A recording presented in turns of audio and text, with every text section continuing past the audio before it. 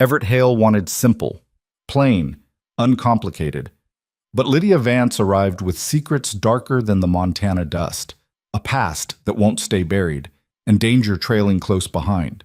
When her father's enforcer comes calling with a smile that promises violence, Everett faces a choice: send her back to the life she escaped, or stand between her and the men who believe she belongs to them. Stay with me until the end. Hit that like button and drop a comment with your city so I can see how far this story travels. The stagecoach was 3 days late.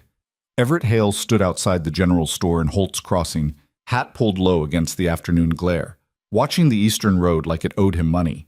Around him the town went about its business, horses tied to hitching posts, women with baskets, men arguing over fence wire. Nobody paid him much attention. That's how he preferred it. He'd placed the advertisement 6 weeks ago. Simple words, direct. Rancher seeks wife. No frills. Must be practical, plain, and willing to work. Romance not required. Companionship sufficient. He'd received 4 responses. 3 were clearly written by women who'd read too many dime novels, going on about destiny and the frontier spirit. He'd burned those. The 4th was different. I can cook, manage accounts, and mend what's broken. I don't need poetry, I need distance. If you can provide that, I can provide everything else. No name, just initials, LV. He'd written back with the date and the town. She'd confirmed. That was 8 weeks ago. Now the stagecoach finally appeared, a brown smudge against the pale horizon, raising dust like a signal fire. Everett straightened. Around him a few people paused to watch. The stage only came through twice a month, and it usually carried more than mail. The driver pulled the horses to a halt in front of the store, brake squealing. Dust settled. The door opened. A man climbed out first, traveling salesman by the look of him, cheap suit and a carpet bag. He nodded to no one in particular and headed toward the hotel. Then she stepped down. Everett had been expecting plain. He'd asked for it. What he got was something else entirely. She wasn't beautiful in the way people wrote songs about. Her face was angular, sharp at the cheekbones, mouth set in a line that didn't promise smiles. Dark hair pulled back tight enough to hurt. Dress the color of old charcoal, dusty from travel, but well made. But it was her eyes that stopped him, pale gray, scanning the street with the methodical sweep of someone who'd learned to catalog exits. She carried one small trunk and a leather satchel she kept close to her side. Everett Hale? Her voice cut across the space between them before he could speak. Calm. No question in it, really, just confirmation. That's me. She walked toward him, steps measured, deliberate. Up close, he could see the exhaustion in the fine lines around her eyes, the way her jaw was set too tight. This was a woman who hadn't slept well in a long time. Lydia Vance. She didn't offer her hand. The ranch is far from here? Hour's ride. Good. She turned toward his wagon without another word, hoisting her trunk with a practiced motion that told him she was used to managing her own weight. He moved to help anyway. It was only proper, but she'd already settled it in the wagon bed before he could reach her. I can manage, she said, not looking at him. The ride out was quiet. Everett had never been much for conversation, but the silence felt different with her. Waited. She sat beside him on the bench, hands folded in her lap, eyes on the road ahead. Not nervous, not excited, just watchful. You came a long way, he said finally, more to fill the air than anything else. Yes. From where? A pause. East. He waited, but nothing followed. She wasn't going to elaborate. Fine. He'd asked for no complications. Apparently that included no history. The ranch came into view as the sun started its slow descent. 600 acres of decent grazing land. A house his father had built 40 years ago. Barn that needed new shingles, chicken coop, small stable. Nothing fancy. Nothing that would impress anyone who'd grown up with money. But Lydia looked at it the way someone might look at a fortress. How many hands do you keep? Just me right now. Had a man helping during spring roundup, but he moved on. Livestock? 60 head of cattle, dozen horses, chickens.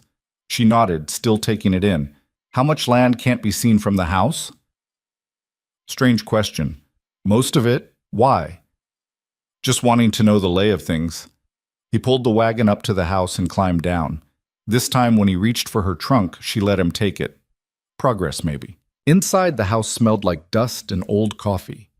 He'd cleaned before leaving, swept, wiped down surfaces, opened windows, but it still had the emptiness of a place where one person lived alone for too long. The main room served as kitchen and sitting area both. Door to the left led to his bedroom. Door to the right had stayed closed for 3 years. Lydia set her satchel down carefully, like it contained something fragile or dangerous. Maybe both. "I'll take the spare room," she said, nodding toward the closed door. "That room's not—" He stopped. "I can make up a bed in there. Might take a day or two to get it properly sorted."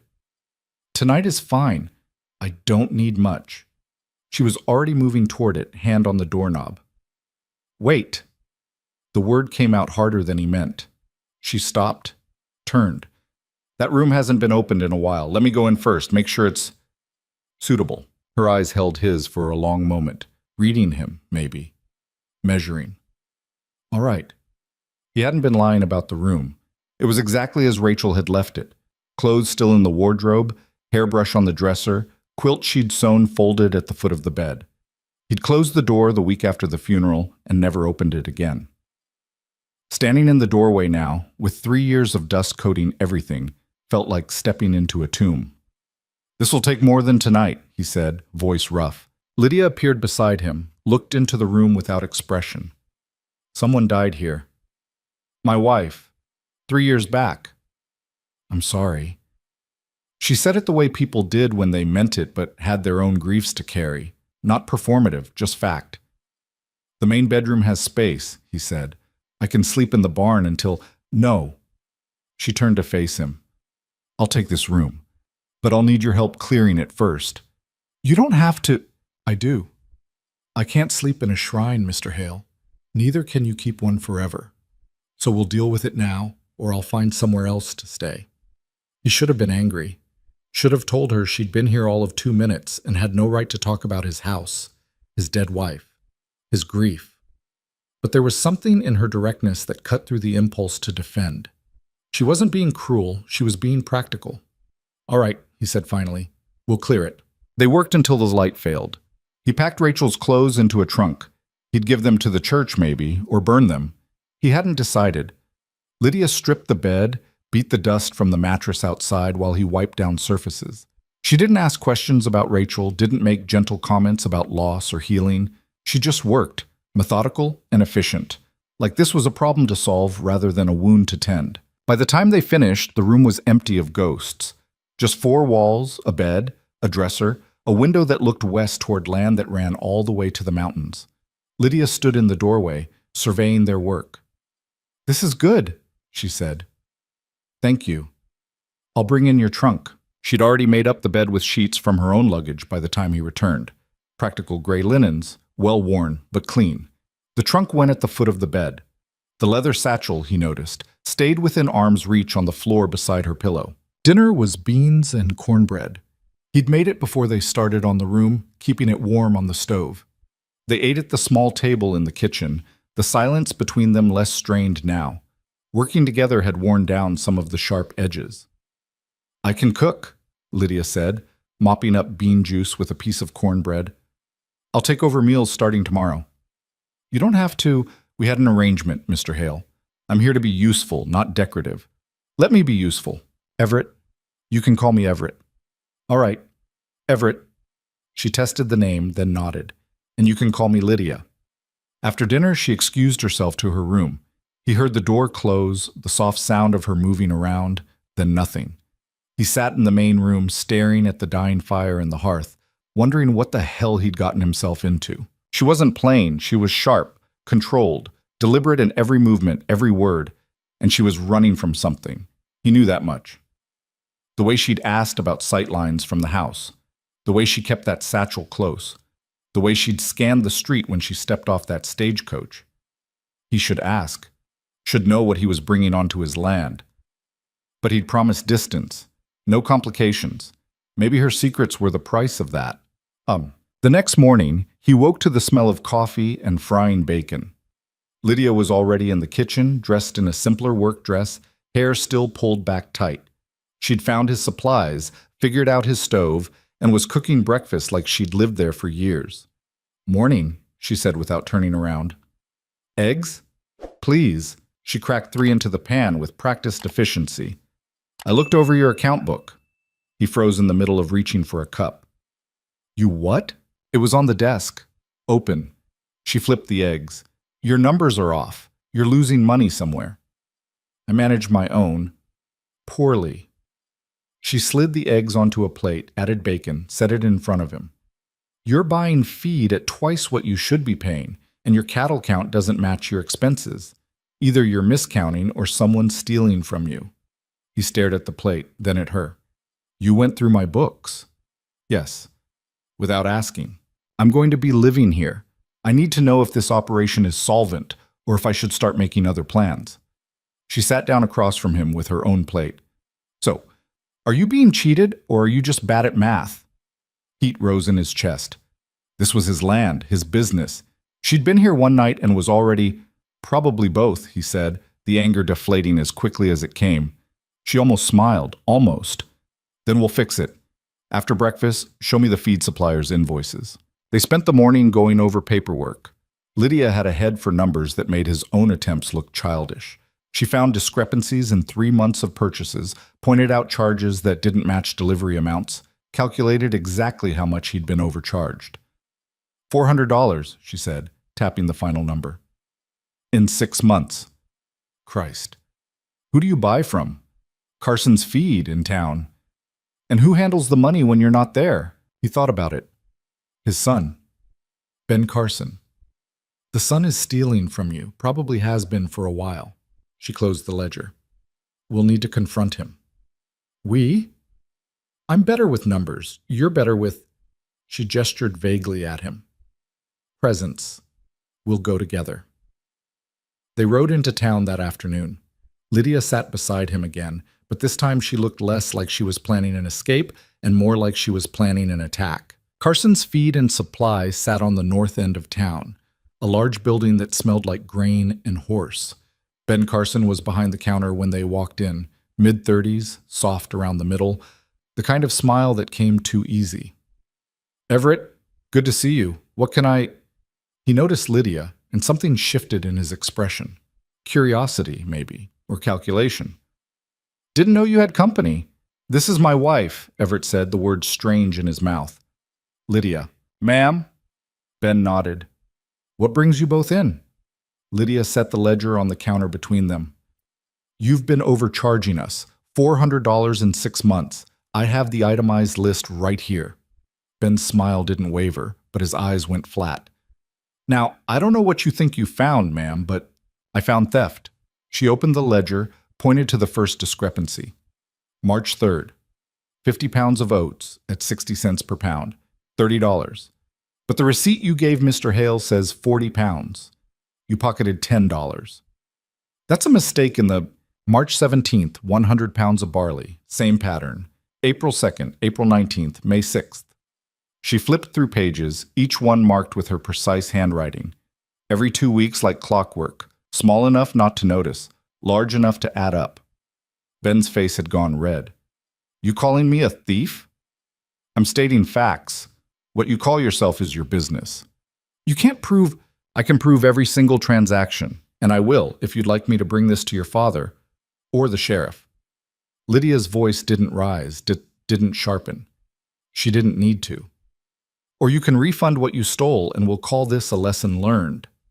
The silence stretched. Everett stood beside her, one hand resting on the counter, saying nothing. He didn't need to. Lydia had this handled.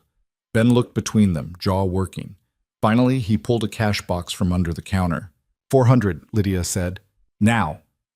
He counted it out, hands shaking slightly with either fear or rage. Probably both. Lydia took the money, folded it carefully, and tucked it into her pocket. "We'll be taking our business elsewhere," she said, "but I expect you'll think twice before trying this with anyone else." They walked out into the afternoon sun. Everett waited until they were back in the wagon before he spoke. "You enjoyed that." "I did. No shame in it, just fact. Where'd you learn to handle books like that?" For the first time since she'd arrived, something vulnerable crossed her face. Then it was gone. My father's house. He believed women should understand money even if they weren't allowed to control their own. Sounds like a hard man. Hard doesn't begin to cover it. She didn't elaborate. He didn't push. They stopped at the general store on the way out of town. Lydia needed supplies. Fabric for new curtains, flour, sugar, a few other household things. Everett waited with the wagon while she went inside. That's when he noticed the man. Tall, well-dressed for Holt's Crossing, suit that actually fit, boots with a polish. He was standing outside the hotel, watching the street with the same careful attention Lydia had shown. When his gaze landed on Everett's wagon, it lingered. Everett felt the back of his neck prickle. The man started walking toward him, casual, unhurried, but deliberate. "Afternoon," the stranger said, stopping a few feet from the wagon. "Fine day." "It is. You from around here?" "I am." "Good to know." The man smiled. It didn't reach his eyes.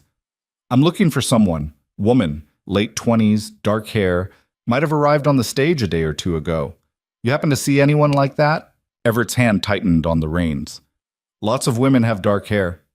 This one would have been traveling alone. Might have seemed skittish, like she was running from something." "Can't say I noticed." The man's smile widened. "That's a shame. I'd be willing to pay for information, $50 to anyone who can point me in the right direction." "What's your interest in her?" "Family matter, nothing to concern strangers." Lydia emerged from the store at that moment, arms full of wrapped packages. She saw the man, and every line of her body went rigid. The stranger's expression shifted, satisfaction mixed with something colder. "Well now," he said softly. Everett climbed down from the wagon, putting himself between Lydia and the man. "You need help with those packages, Lydia?" She didn't move, didn't speak, just stared at the stranger like he was a rattlesnake coiled to strike. "Lydia Vance," the man said. "Been looking for you." "You need to leave." Everett's voice came out flat, hard. "This doesn't concern you, friend. This is between— She's my wife. That makes it my concern." The stranger's eyes flicked between them, reassessing. "Your wife? That's interesting. Does your wife's father know about this arrangement?" "Doesn't matter what he knows." "Oh, I think it matters quite a bit. See, Mr. Vance sent me to bring his daughter home. He's very concerned about her welfare." "I'm not going back." Lydia's voice was quiet but steady. "Tell him I'm not going back." "That's not really an option, Miss Vance." "It's Mrs. Hale now," Everett said, "and you can tell her father she's staying here."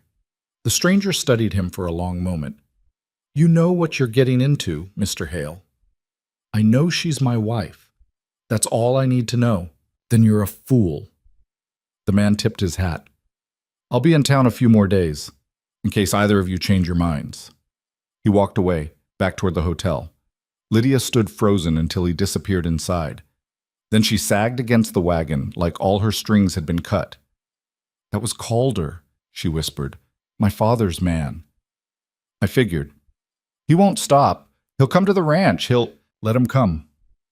Everett took the packages from her arms, set them in the wagon bed. "We'll deal with it." "You don't understand, my father. I understand a man sent someone to drag you back against your will. That's all I need to understand." She looked at him, really looked at him, for the first time since they'd met, searching for something. Truth, maybe. Or commitment. "Why?" she asked. "Why would you do this? You don't know me. You don't owe me anything." He didn't have a good answer.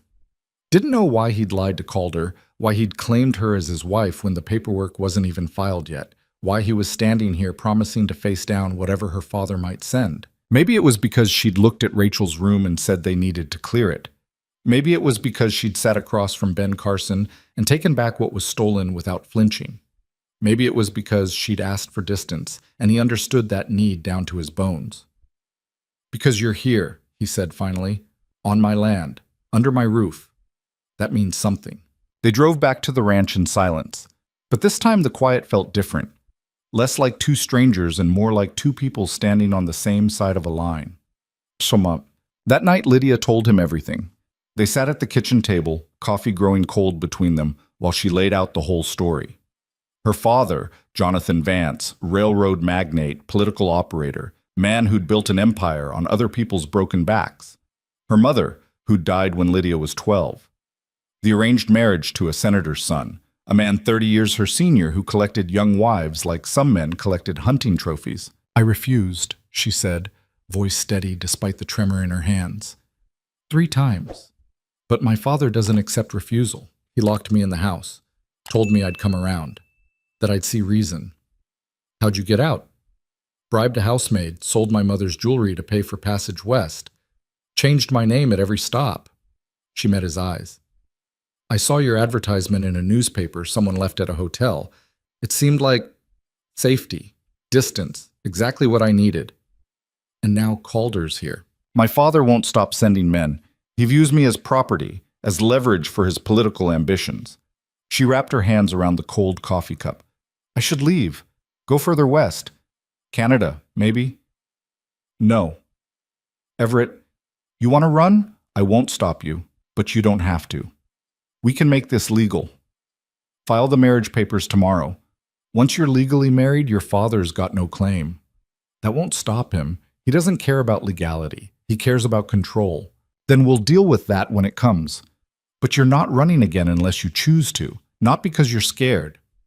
She studied him across the table, this quiet rancher who'd asked for simple and gotten her instead, complicated, dangerous, dragging trouble behind her like tin cans on a rope. You'd do this? Actually marry me? Face down whatever my father sends? I would. Why? He thought about Rachel, about the 3 years he'd spent closing doors, shutting down, going through motions, about the way Lydia had walked into that sealed room and said they'd deal with it now. Because I'm tired of living like a ghost, he said, and I think maybe you are too. Something shifted in her expression, not quite a smile, but close. All right, she said. We'll file the papers tomorrow. They did. Judge Morrison married them in his office above the general store, his wife and the store clerk serving as witnesses. The whole thing took 10 minutes. Lydia signed her name, her real name, in the registry. Everett signed his. The judge pronounced them husband and wife with all the ceremony of a livestock sale. Walking back to the wagon, Lydia touched the wedding band Everett had bought that morning. Simple gold, nothing fancy. This is the strangest wedding I've ever been to, she said. You been to many? Fair point. They were halfway back to the ranch when they saw the dust. Riders, 3 of them, coming fast from the east. Everett pulled the wagon off the road into a small grove of cottonwoods. Lydia didn't ask why. She just climbed down with him, staying low behind the wagon bed. The riders passed without slowing, Calder and 2 others heading toward town, away from the ranch. He's looking for you in the wrong places, Everett said. For now. They waited until the dust settled before getting back on the road. At the ranch, Everett checked the rifle above the door, made sure it was loaded. Lydia watched from the kitchen table. You know how to shoot? He asked. Yes? Good. There's a pistol in the desk drawer. Keep it close. You really think he'll come here? I think a man doesn't hire 3 riders unless he plans to use them. That night, neither of them slept well. Everett kept his boots on, ears tuned to every sound outside. Lydia sat in her room, door cracked, that leather satchel open on her lap. Inside it, he'd glimpsed a small pistol, a stack of letters, and a photograph of a young woman who might have been her mother, everything she'd managed to take when she ran. Dawn came quiet.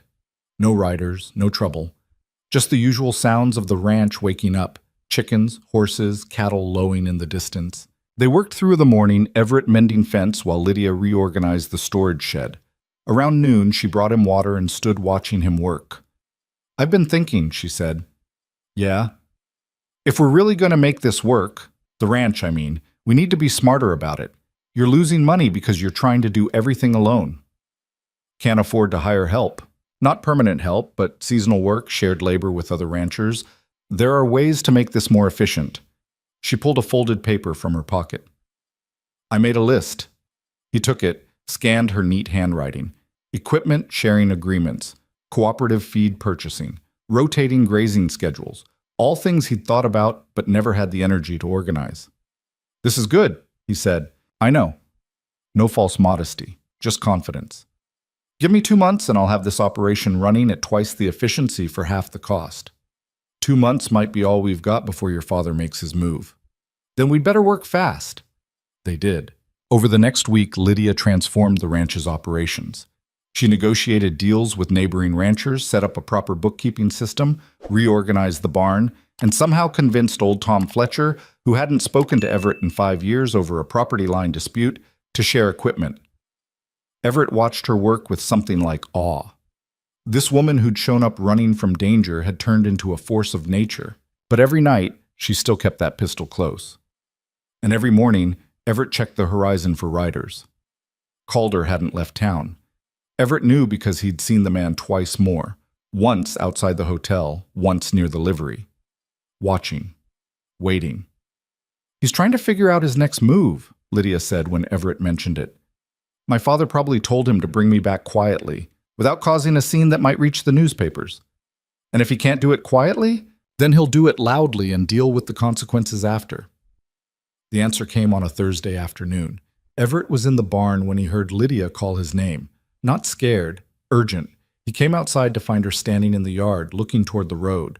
A single rider approached. Not Calder. Someone else. The man was older, maybe 60, dressed in expensive clothes that had no business on a ranch. He rode well but carefully, like someone who'd learned in English riding schools rather than Western saddles. He stopped 20 feet from the house, looked at Lydia with an expression that mixed disappointment and something colder. "Daughter," he said. Lydia's face went blank. "Father." Jonathan Vance had come himself. Everett moved to stand beside Lydia, not in front of her, beside her. A subtle difference that Vance noticed. "Mr. Vance," Everett said, keeping his voice neutral, "and you must be the rancher who thought he could steal my daughter." Vance's voice was cultured, educated, the kind of voice that was used to being obeyed. "Everett Hale, I presume." "She's not stolen. She's married. To a stranger. In a sham ceremony designed to avoid her legal obligations. There's nothing sham about it. We filed papers. Judge Morrison married us legal and proper." Vance's expression didn't change. "Lydia, we're going home. I've been patient. I've given you time to come to your senses. That time is over." "I'm not leaving," Lydia said. "I'm married. This is my home now." "This?" Vance gestured at the ranch with barely concealed contempt. "A failing operation on mediocre land with a man who can barely keep his own accounts. This is what you chose over the life I built for you?" "Yes." The word hung in the air between them. Simple. Final. Vance's jaw tightened. "You will come home. Either willingly, or I will have you declared mentally incompetent and removed by force." "On what grounds?" "On the grounds that no sane woman would throw away her future for this. I have 3 doctors who will testify to your unstable mental state. I have lawyers who will have this marriage annulled before sunset." He leaned forward in his saddle. "You think you've found freedom? You've found a prison. And when I'm done, this man will have nothing.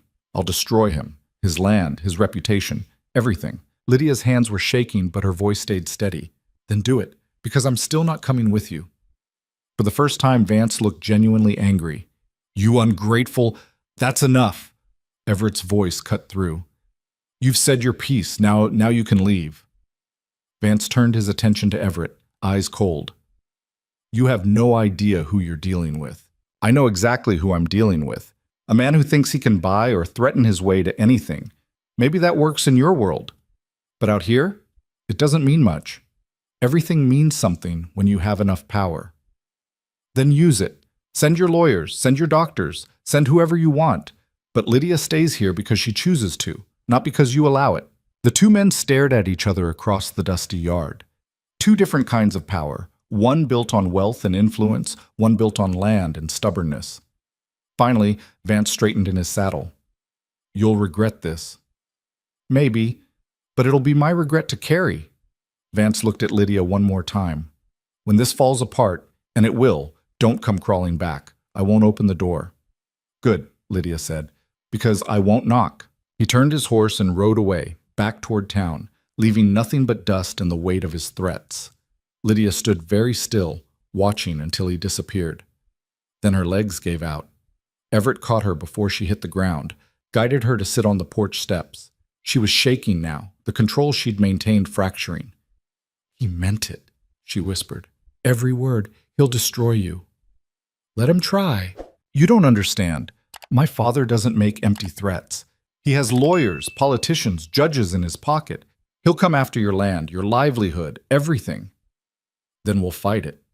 "With what? We can't afford lawyers like his." "We'll figure it out." He sat beside her on the steps. "Lydia, look at me."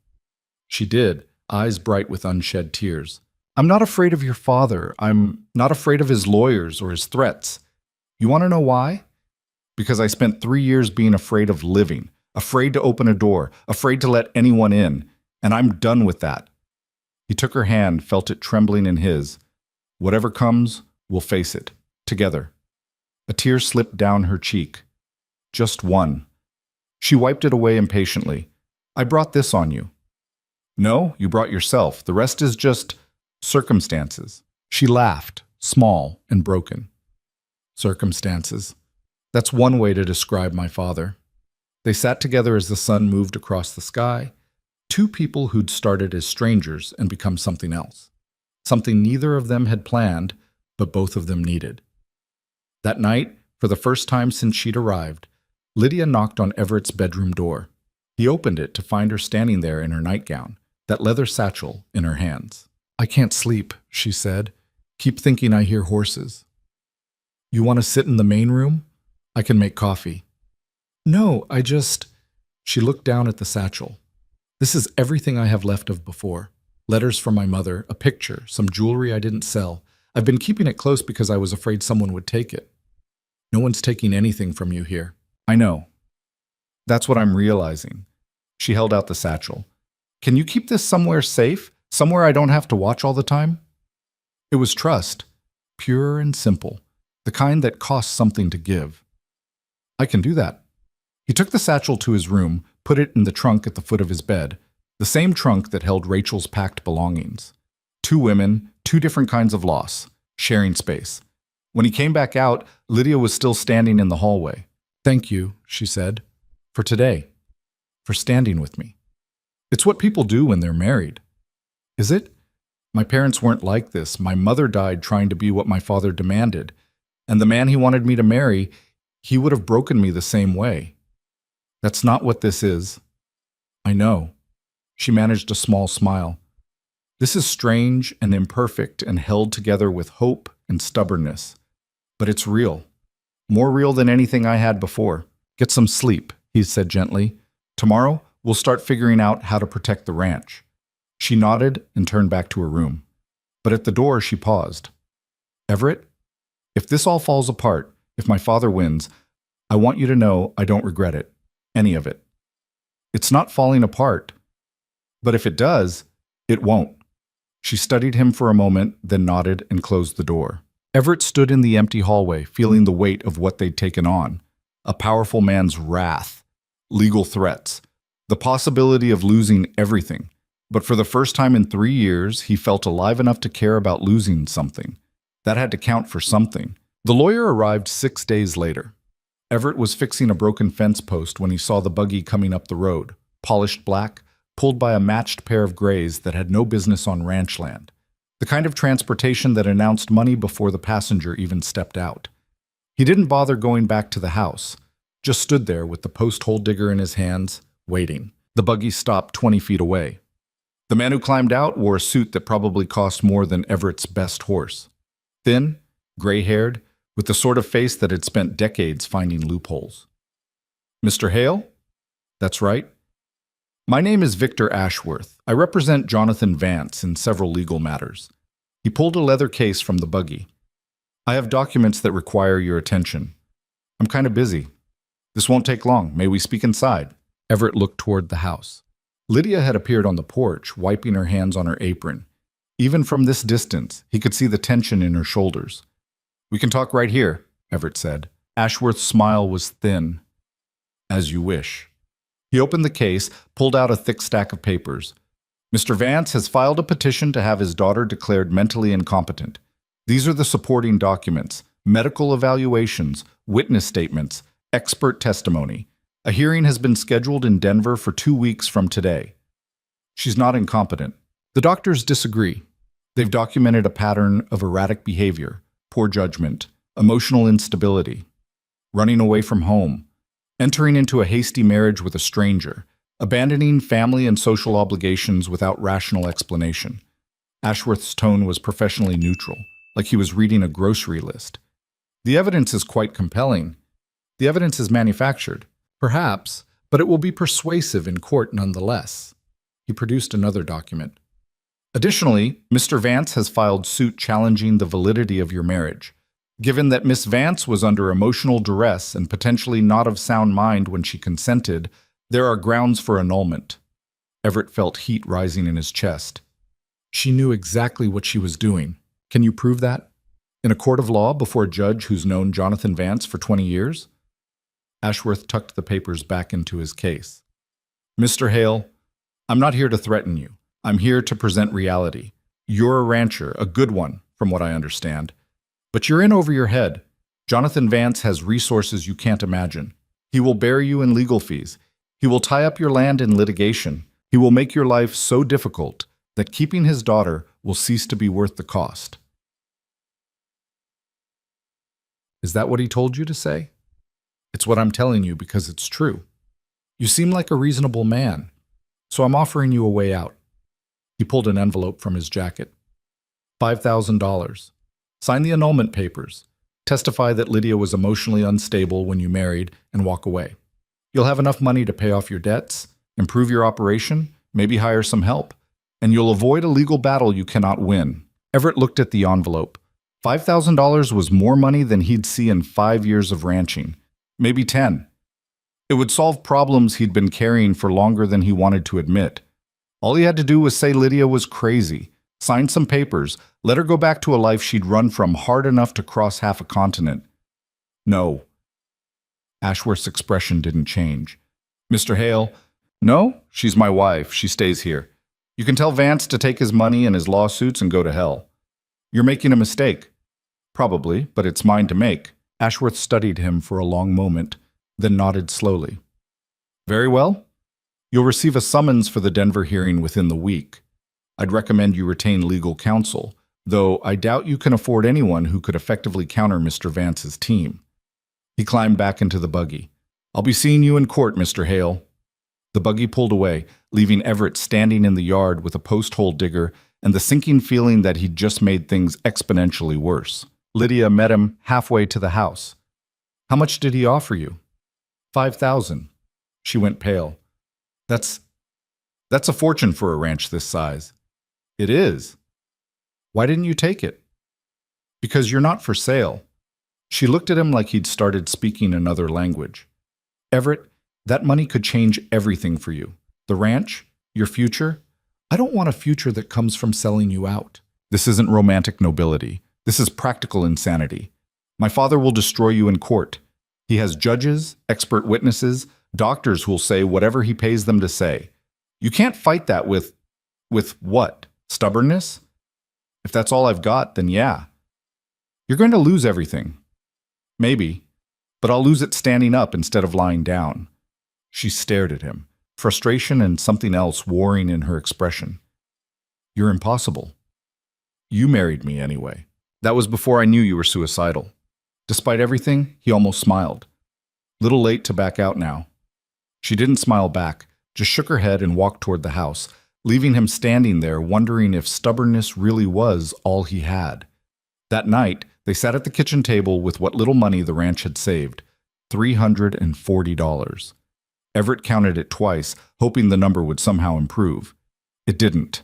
We need a lawyer, Lydia said. Even a bad one costs more than this. There's a man in town, Jacob Morrison, the judge's cousin. He handles some legal work. Maybe my father will have 6 lawyers, 6 expensive, experienced lawyers who do nothing but win cases for powerful men. One small-town attorney isn't going to be enough. You have a better idea? She was quiet for a moment, fingers drumming against the tabletop. There might be someone. A woman I knew before. Margaret Chen. She was studying law when I left. Probably finished by now. Is she good? She's brilliant, and she hates my father. Lydia's mouth twisted. He tried to block her from the bar exam, said women had no place in courtrooms. She passed anyway, top of her class, just to spite him. Where is she? San Francisco, last I heard. But I don't know if she'd help. We weren't exactly friends, more like mutual survivors of the same social circles. It's worth asking, Lydia nodded slowly. I'll write to her. But even if she agrees, we'd have to pay travel expenses, lodging in Denver during the trial. It adds up fast. We'll figure it out. With what money? Everett looked at the pile of bills on the table. $340. It wasn't enough. Not even close. I could sell some cattle, he said. Not the breeding stock, but some of the younger steers. Maybe clear $800-900 if I get a decent price. That leaves you short for winter feed. I'll manage. By starving your herd? You have a better option? She didn't. Neither of them did. Lydia wrote the letter that night explaining the situation in careful, precise language. She posted it the next morning when they went into town for supplies. The answer, if it came at all, wouldn't arrive for weeks. In the meantime, they worked.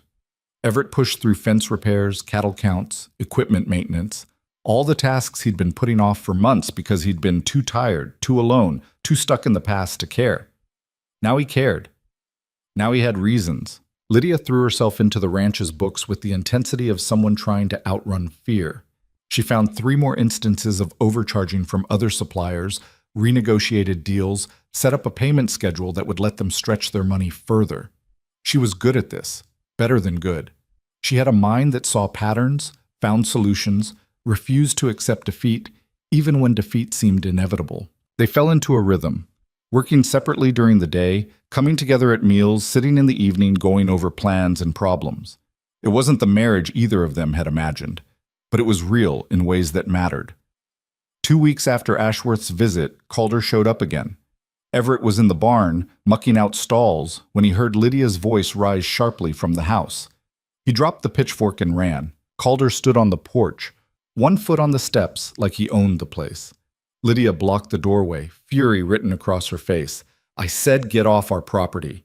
Just delivering a message, Mrs. Hale. Calder's smile was all edges. Your father wants you to know the hearing's been moved up. 1 week from tomorrow. Seems the judge had a scheduling conflict. How convenient, isn't it? Also, he wanted me to mention that he's been talking to some of your neighbors, Tom Fletcher, the Hendersons, that widow who runs the boarding house in town, asking about your behavior, whether you've seemed stable, rational. Calder's eyes flicked to Everett as he approached. Whether your husband has been treating you well, or if maybe he rushed you into something you weren't ready for. We both know what this is, Lydia said. Intimidation, building a false narrative. Is it false? You did run away from home. You did marry a stranger. You are living on a failing ranch with a man you barely know. Calder shrugged. Those are just facts. How people interpret them? Well, that's up to a judge. Everett reached the porch, putting himself between Calder and Lydia. You delivered your message. Now leave. Sure thing. Calder tipped his hat. See you in Denver, Mrs. Hale. Or should I say Miss Vance? Since that's probably what the judge will be calling you after the annulment goes through. He walked to his horse, took his time mounting, then rode off at a leisurely pace, making it clear he wasn't afraid, wasn't worried, had all the time and power in the world. Lydia's hands were shaking when Everett turned to look at her. They moved the hearing up to catch us off guard, she said. We won't have time to prepare. Margaret won't even get my letter for another week at least. Then we go without her. With what lawyer? Jacob Morrison does property disputes and wills. He's never handled anything like this. Then we'll represent ourselves. She laughed, sharp and brittle. Against my father's legal team? We'd be slaughtered. Maybe, but showing up and fighting is better than giving up. Is it? Or is it just slower suicide? He didn't have an answer for that, didn't know if there was a right answer.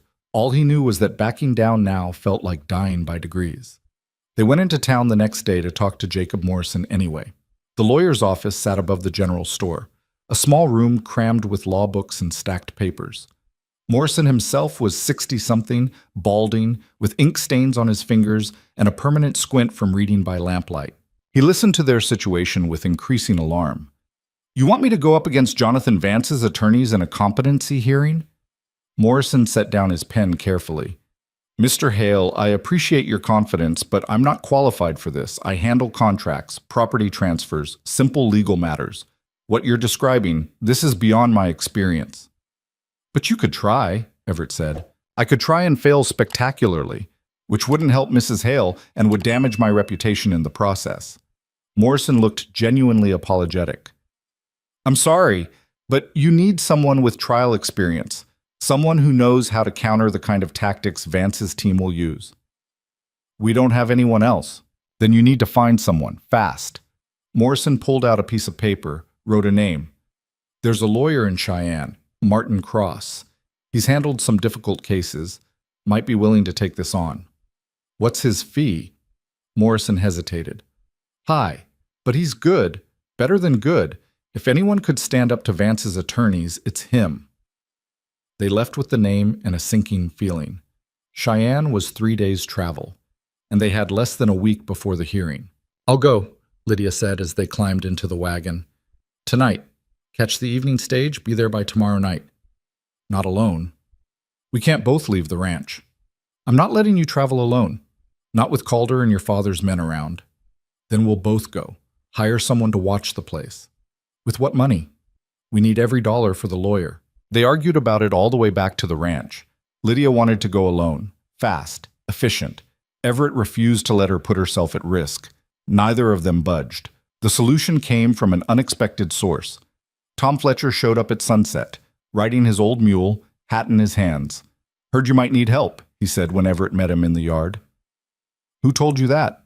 The widow Henderson. She mentioned Calder was asking questions about your wife, about whether she seemed right in the head. Tom's weathered face creased into something like shame. I told him she seemed fine to me. Smarter than most women I've met, actually. Smarter than most men, too. Appreciate that. I also heard you're headed to Cheyenne to find a lawyer. That true? Might be. Then you need someone to watch your place. I can do that. Stay here, feed the animals, make sure nobody comes sniffing around while you're gone. Tom met his eyes. I know we've had our differences, but what Vance is doing, trying to drag his daughter back like she's property, that ain't right. I got daughters of my own. Wouldn't stand for someone treating them that way. Everett felt something loosen in his chest. You'd do that? Already told my boys I'd be gone a few days. They can handle my place. Tom glanced at Lydia, who'd come out onto the porch. You go find that lawyer. Fight this thing proper. I'll make sure everything here stays standing. They left at dawn, catching the early stage to Cheyenne. The journey was long, cramped, dusty. Lydia sat rigid beside Everett, hands folded in her lap, staring out the window at passing landscape. She hadn't slept the night before. Neither had he. What if this Cross won't take the case? She asked as the stage jolted over a rough patch of road. Then we find someone else. And if there is no one else? There will be. She looked at him, something raw in her expression. You keep saying that, like certainty makes it true. Better than assuming defeat. I've spent my whole life watching my father win. Every time. Against better opponents than us. Against people with more money, more power, more everything. He always wins. Maybe it's time he didn't. Hope isn't a strategy, Everett. No, but it's a start. They reached Cheyenne late the next evening, exhausted and covered in road dust. Martin Cross's office was closed, but the building's caretaker told them where he lived. The house was modest but well kept, 2 stories on a quiet street. Lights burned in the windows. Someone was home. Everett knocked. The woman who answered was maybe 40, dark hair streaked with silver, wearing a simple dress and an expression of polite confusion. Can I help you? We're looking for Martin Cross. We were told he lives here. He does. I'm his wife, Ellen. And you are? Everett and Lydia Hale. We've come from Holt's Crossing. We need a lawyer. Ellen's expression shifted to something like sympathy. It's late, and Martin's had a long day, but come in. I'll see if he's willing to talk. They waited in a small parlor while Ellen went upstairs.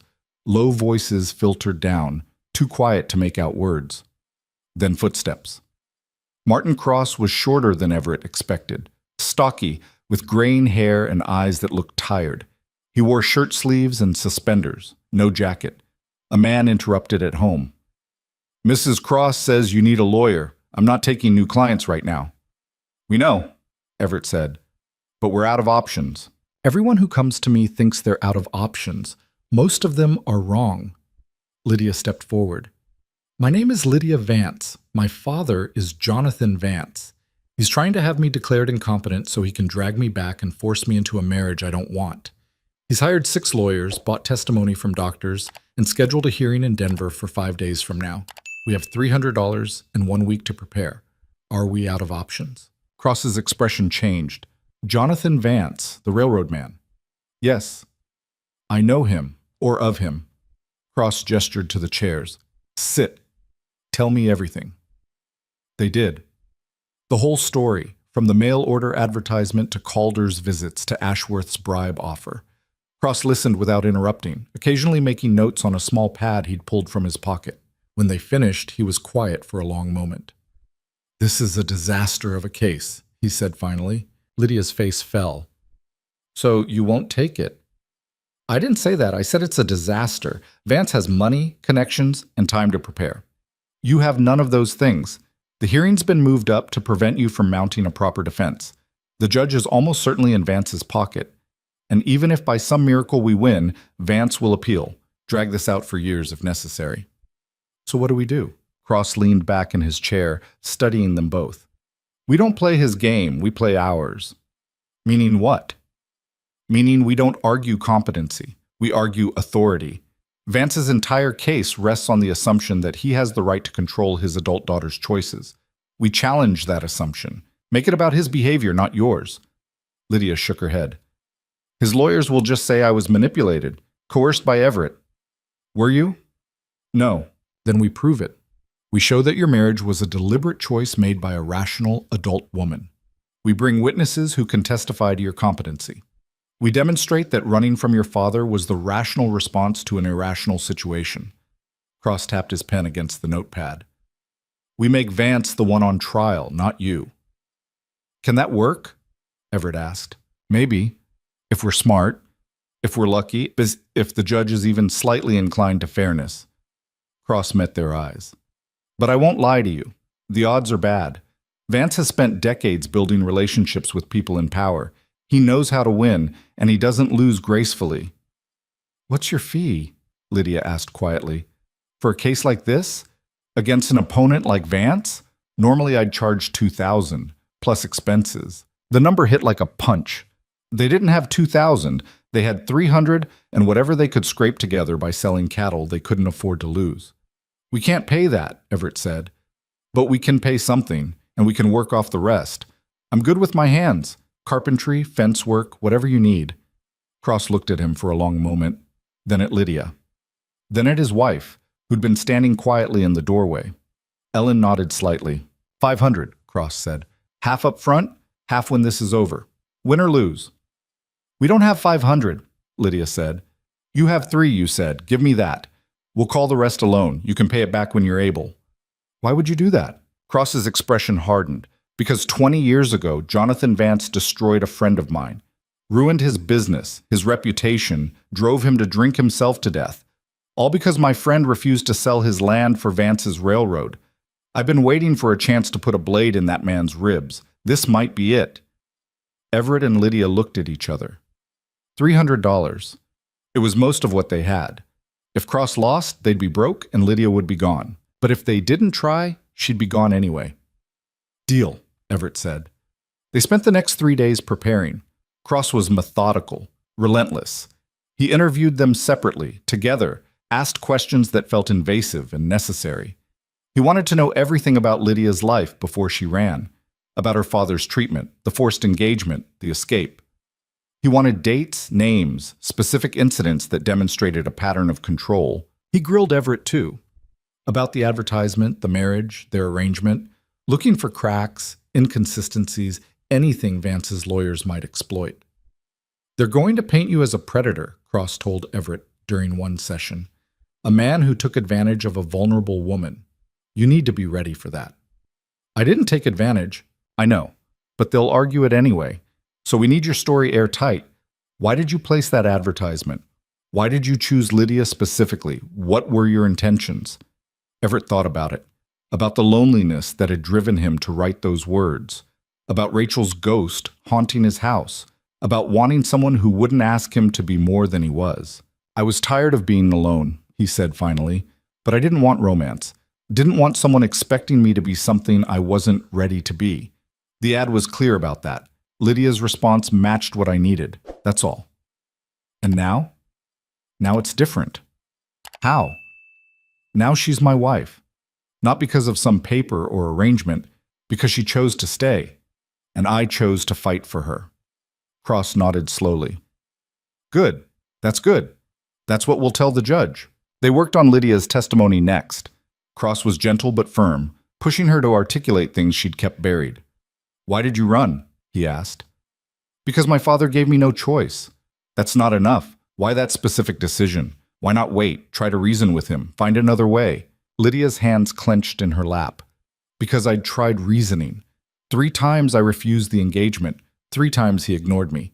He locked me in my room, posted guards, told me I'd come around or he'd make me come around."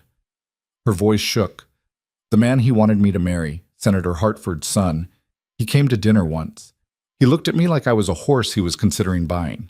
Talked about my education, my accomplishments, my appearance. Never once asked what I wanted. When I objected, my father sent me to my room. Like I was a child. Like my opinion didn't matter." "And you believed he'd force the marriage?" "I knew he would. My father doesn't make threats he won't follow through on." Cross scribbled notes. "We'll use that. Show the pattern of control. Make it clear that running wasn't irrational. It was survival." On the 4th day, they traveled to Denver. The city was bigger than Holt's Crossing by orders of magnitude. Buildings stacked against each other, streets crowded with people and wagons and noise. Lydia watched it all with the expression of someone seeing a life she'd left behind. The hearing was scheduled for the next morning in the territorial courthouse. Cross had reserved them rooms at a modest hotel near the building. They checked in, went over the case one final time, then tried to sleep. Everett lay awake most of the night, staring at the ceiling, listening to the unfamiliar sounds of the city outside. In the next room, he could hear Lydia moving around, equally restless. Around 3 a.m, he heard her door open. Footsteps in the hall, a soft knock. He opened his door to find her standing there in her nightgown, face pale. "Can't sleep," she said. "Me neither. I keep thinking about tomorrow, about seeing my father again, about what happens if we lose." "We're not going to lose." "You don't know that."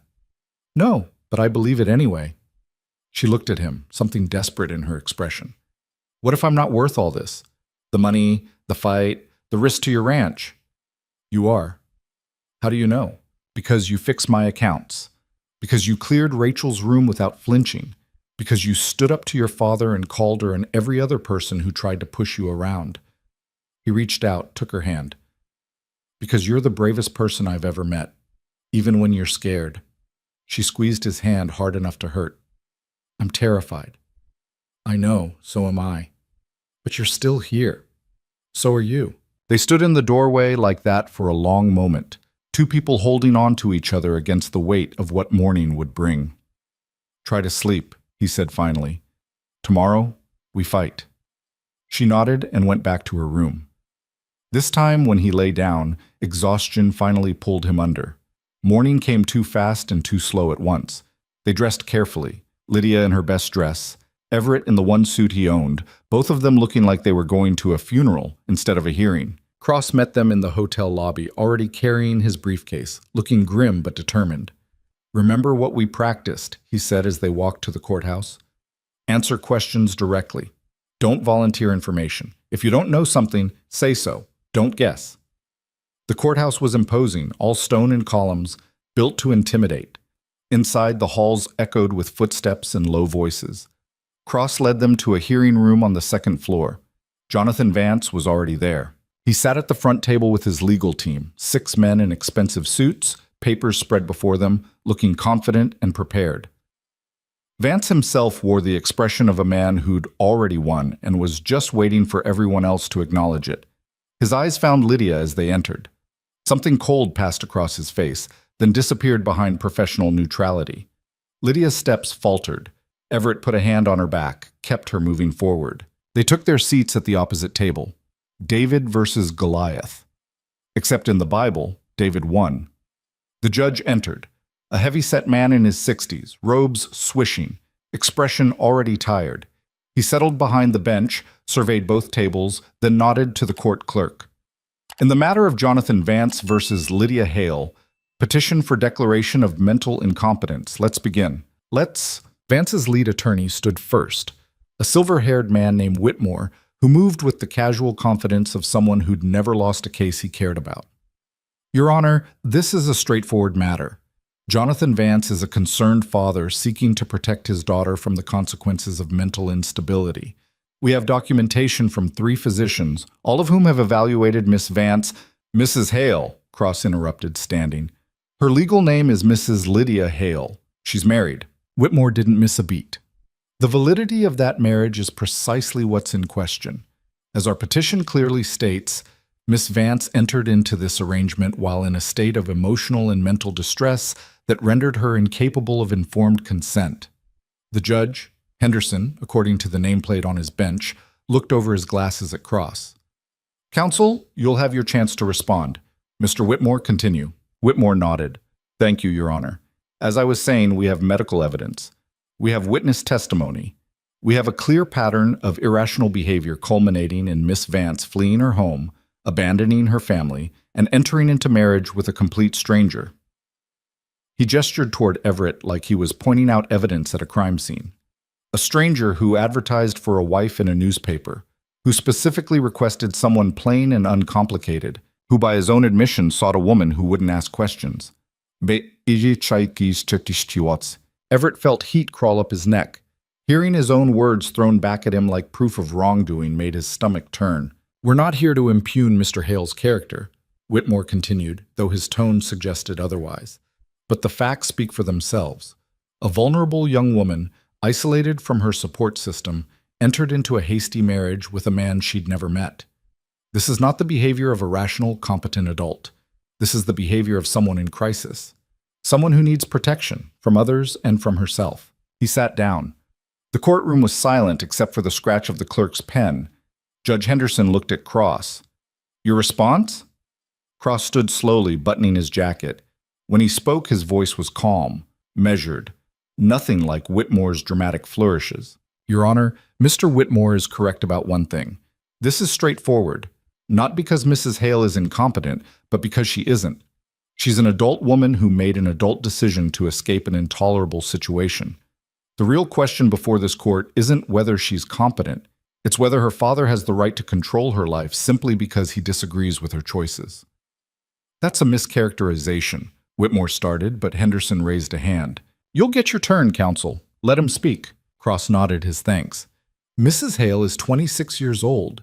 She's educated, articulate, and perfectly capable of managing her own affairs. Before she left her father's house, she handled complex accounting for his business operations. She negotiated with suppliers, she managed household staff. No one questioned her competence then. He paused, letting that sink in. The only thing that changed is that she refused to marry the man her father chose for her. 3 times she refused, and rather than accept her decision, Mr. Vance attempted to force her compliance. He locked her in her room. He posted guards. He told her she had no choice in the matter. Vance's expression didn't change, but something tightened around his eyes. Running from that situation wasn't irrational, Your Honor. It was self-preservation, and marrying Mr. Hale wasn't a mistake. It was a solution, a legal arrangement that gave her protection and independence. Cross glanced at the medical reports stacked in front of Whitmore. As for these so-called evaluations, none of these doctors have ever met Mrs. Hale. They based their conclusions entirely on secondhand accounts provided by Mr. Vance himself. That's not medical evidence. That's advocacy dressed up as diagnosis. Henderson leaned back in his chair. Mr. Whitmore, is that accurate? These doctors never examined the respondent? Whitmore stood again. Given that Miss Vance fled the state, direct examination was impossible. However, these are respected physicians who reviewed extensive documentation. Documentation provided solely by the petitioner, Cross cut in. Your Honor, I'd like to call Mrs. Hale to testify. Let the court see for itself whether she's capable of rational thought and clear communication. Henderson considered this. Mr. Whitmore, do you object?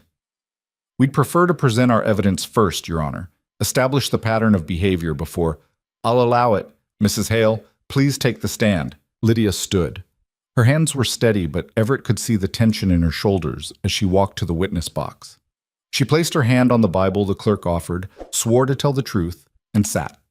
Cross approached with papers in hand, but his manner was gentle. Not like he was interrogating a hostile witness, more like he was giving her space to speak. Mrs. Hale, can you state your full name for the record? Lydia Marie Vance Hale. And you are currently married to Everett Hale? Yes. How did you meet your husband? Through a mail order advertisement. He was seeking a wife. I responded. Why? Lydia's gaze didn't waver. Because I needed to get away from my father, and marriage to someone far from his influence seemed like the safest option. What were you running from? An arranged marriage. My father had negotiated an engagement to Senator Hartford's son without consulting me. When I refused, he made it clear my consent wasn't required. Cross nodded. Can you describe what happened when you refused? The first time he told me I was being foolish, that I didn't understand what was best for me. The second time he threatened to cut off my access to money and social connections. The third time he had me confined to my room. Guards outside the door. No visitors allowed except for the Hartford family and my father's associates. Her voice stayed level, but her hands gripped the edge of the witness box. He told me I would marry William Hartford whether I wanted to or not, that he'd drag me to the altar if necessary. Did you believe him? Yes. My father doesn't make empty threats. So you ran? Yes. Walk me through that decision. How did you plan it? Execute it? Lydia straightened. I waited until I knew the guard rotation. There was a 2-hour window on Wednesday nights when the staff changed shifts. I packed a single bag with essentials. I'd already sold some jewelry through a housemaid, my mother's pieces, things my father didn't inventory regularly. The money bought passage west and enough to live on for a few weeks. She paused. I changed my name at every stop, paid for separate tickets, made sure I wasn't followed. By the time I reached Holt's Crossing, I'd crossed 6 states and used 4 different names. Amapaset. Cross smiled slightly. That sounds like careful planning, rational thought. It was necessary. When you arrived in Holt's Crossing and met Mr. Hale for the first time, did you feel pressured to go through with the marriage? No, he gave me space, asked if I was sure, made it clear I could change my mind. But you didn't. No, because he offered what I needed, distance from my father and a legal status that would make it harder to drag me back. And now? Months later? How would you characterize your marriage? Lydia was quiet for a moment. When she spoke, something in her voice had softened. It's not what either of us expected, but it's real. We work together. We make decisions together. He doesn't try to control me or tell me what to think. That's more respect than I ever got from my father. Cross turned to face Whitmore. Does this sound like an incompetent woman to you, counselor? Whitmore rose smoothly. It sounds like a woman who's convinced herself that running away solved her problems. Your Honor, may I cross-examine? Henderson nodded. Proceed. Whitmore approached the witness stand with the careful steps of a hunter approaching prey. His smile was pleasant, professional, dangerous. Mrs. Hale? Or do you prefer Miss Vance? Mrs. Hale. Mrs. Hale, then. You testified that you sold your mother's jewelry to fund your escape, jewelry that legally belonged to your father's estate. Lydia's expression cooled. My mother left those pieces to me in her will. A will that was never properly executed because your mother died intestate, which means the jewelry passed to your father as her surviving spouse. So you sold property that wasn't yours to sell. Would you call that rational behavior? I'd call it survival. You'd call theft survival. Cross stood. Objection. Counsel is mischaracterizing the ownership. Sustained, Henderson said. Mr. Whitmore, stick to the facts. Whitmore nodded, unbothered. Let's talk about your marriage. You met Mr. Hale once before marrying him. Once, is that correct? Yes. Did you know anything about him? His history? His character? His financial situation? I knew what I needed to know. Which was what exactly? That he wanted a wife who wouldn't ask questions? That seems like a red flag, doesn't it? A man seeking someone who won't be curious or demanding? It seemed like honesty. He was clear about what he wanted. I appreciated that. Or were you so desperate to escape your father that you'd have married anyone? Any stranger who offered a way out? Lydia's jaw tightened. I wasn't desperate. I was deliberate. Deliberate enough to investigate whether Mr. Hale was a suitable husband, whether he had debts, a criminal history, any history of violence. I trusted my judgment. Based on what? One conversation? One meeting? Whitmore's voice sharpened. Miss Vance, that's not deliberation. That's recklessness. That's the action of someone not thinking clearly. I was thinking perfectly clearly, clearer than I'd been in years. Were you? Because from where I'm standing, you committed theft, fled across state lines, assumed multiple false identities, and married a stranger based on a newspaper advertisement. Those aren't the actions of a rational, stable person. Those are the actions of someone in crisis. Those are the actions of someone escaping abuse. The word hung in the courtroom. Whitmore paused, recalibrating. Abuse. That's a serious accusation. Did your father ever strike you? No. Threaten you with physical harm? Not directly. Deprive you of food, shelter, medical care? No, but then what abuse are we talking about? The fact that he wanted you to marry well, to secure your future, that he arranged an advantageous match with a respected family? Whitmore's tone dripped with condescension. Miss Vance, many fathers arrange marriages for their daughters. It's not abuse, it's parental guidance. Lydia leaned forward, voice sharp. It's control. It's treating me like property to be traded for political favor. My father didn't care who William Hartford was or what kind of man he'd be to me. He cared about the senator's support for his railroad expansion. I was leverage. That's all I ever was to him. Or maybe you were a beloved daughter he wanted to protect from making foolish decisions, like running away and marrying a failing rancher you'd never met. Objection, Cross said, standing. Counsel is testifying instead of questioning. I'll rephrase, Whitmore said before Henderson could rule. Mrs. Hale, is it possible that your father's actions came from concern rather than malice? That he genuinely believed you were making a mistake? No. My father doesn't act from concern, he acts from self-interest. That's your perception, but perception isn't fact, is it? Especially when you're under stress, when you're not thinking clearly. Whitmore picked up one of the medical reports. Dr. Morrison's evaluation notes that you exhibited signs of paranoid thinking, seeing malicious intent where none existed. Does that sound familiar? I'm not paranoid. My father sent men after me. That's not imagined.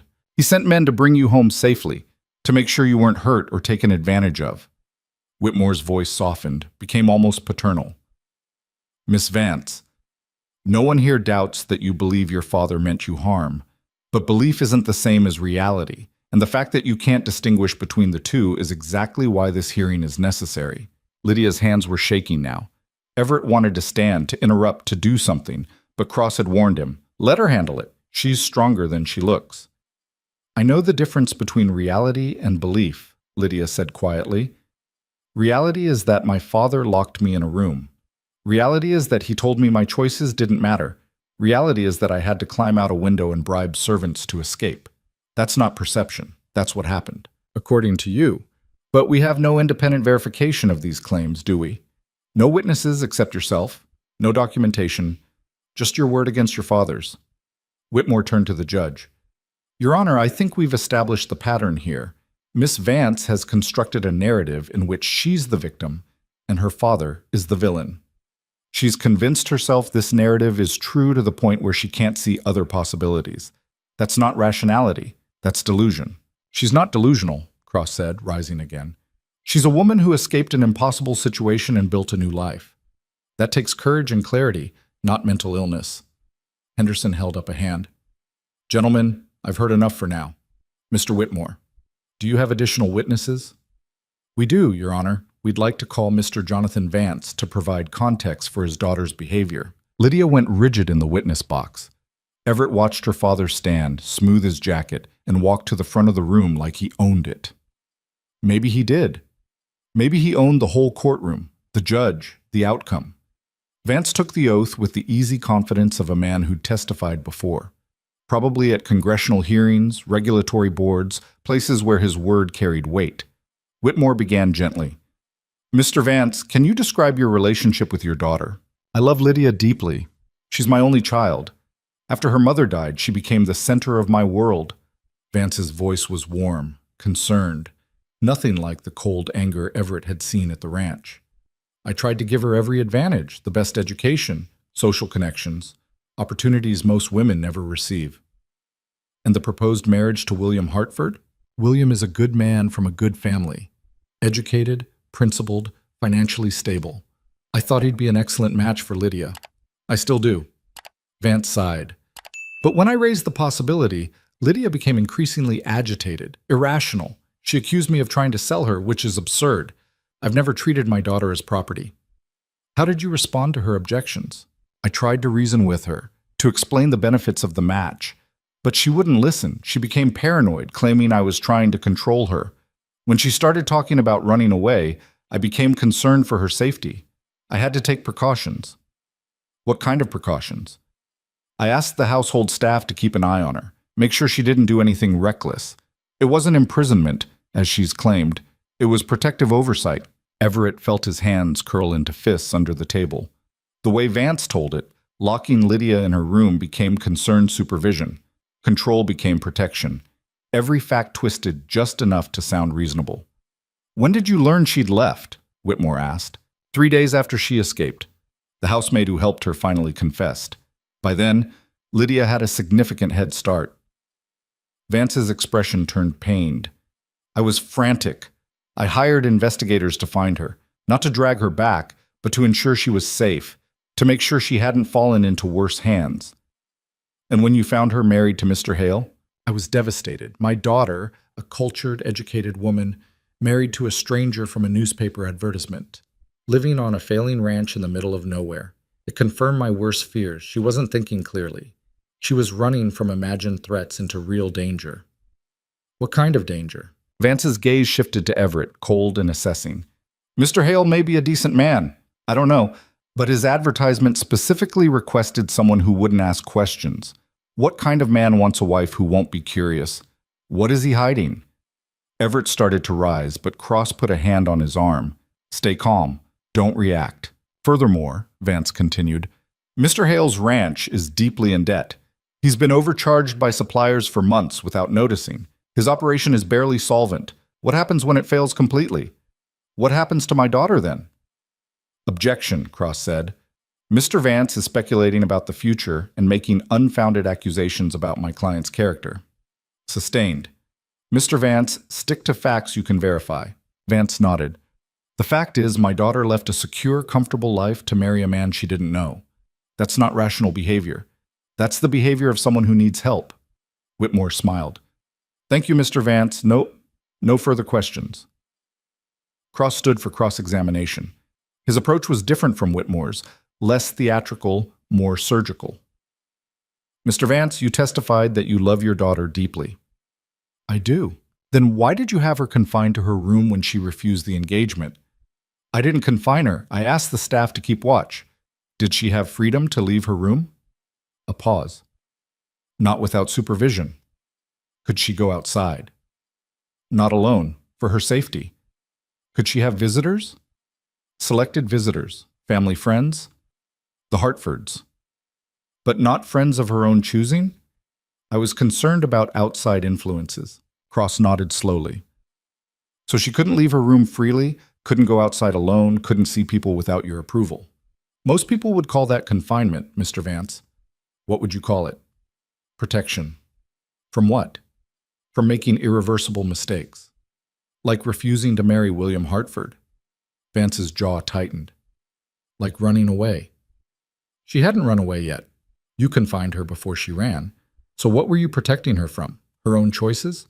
From choices made in emotional distress. Who determined she was in emotional distress? Did you have her evaluated by a doctor? I didn't need a doctor to tell me my daughter wasn't thinking clearly. But you need doctors now to declare her incompetent. Isn't that convenient? Cross picked up the medical reports. These evaluations were performed by doctors who never met Mrs. Hale.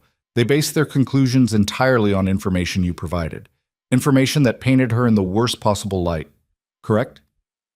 I provided accurate information about her behavior. Your version of her behavior. Your interpretation.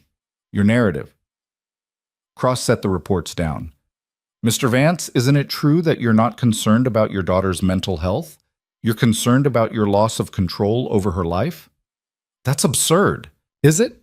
You arranged a marriage she didn't want. She refused. You confined her. She escaped. You sent men after her. She married someone else. You sued for annulment and incompetency.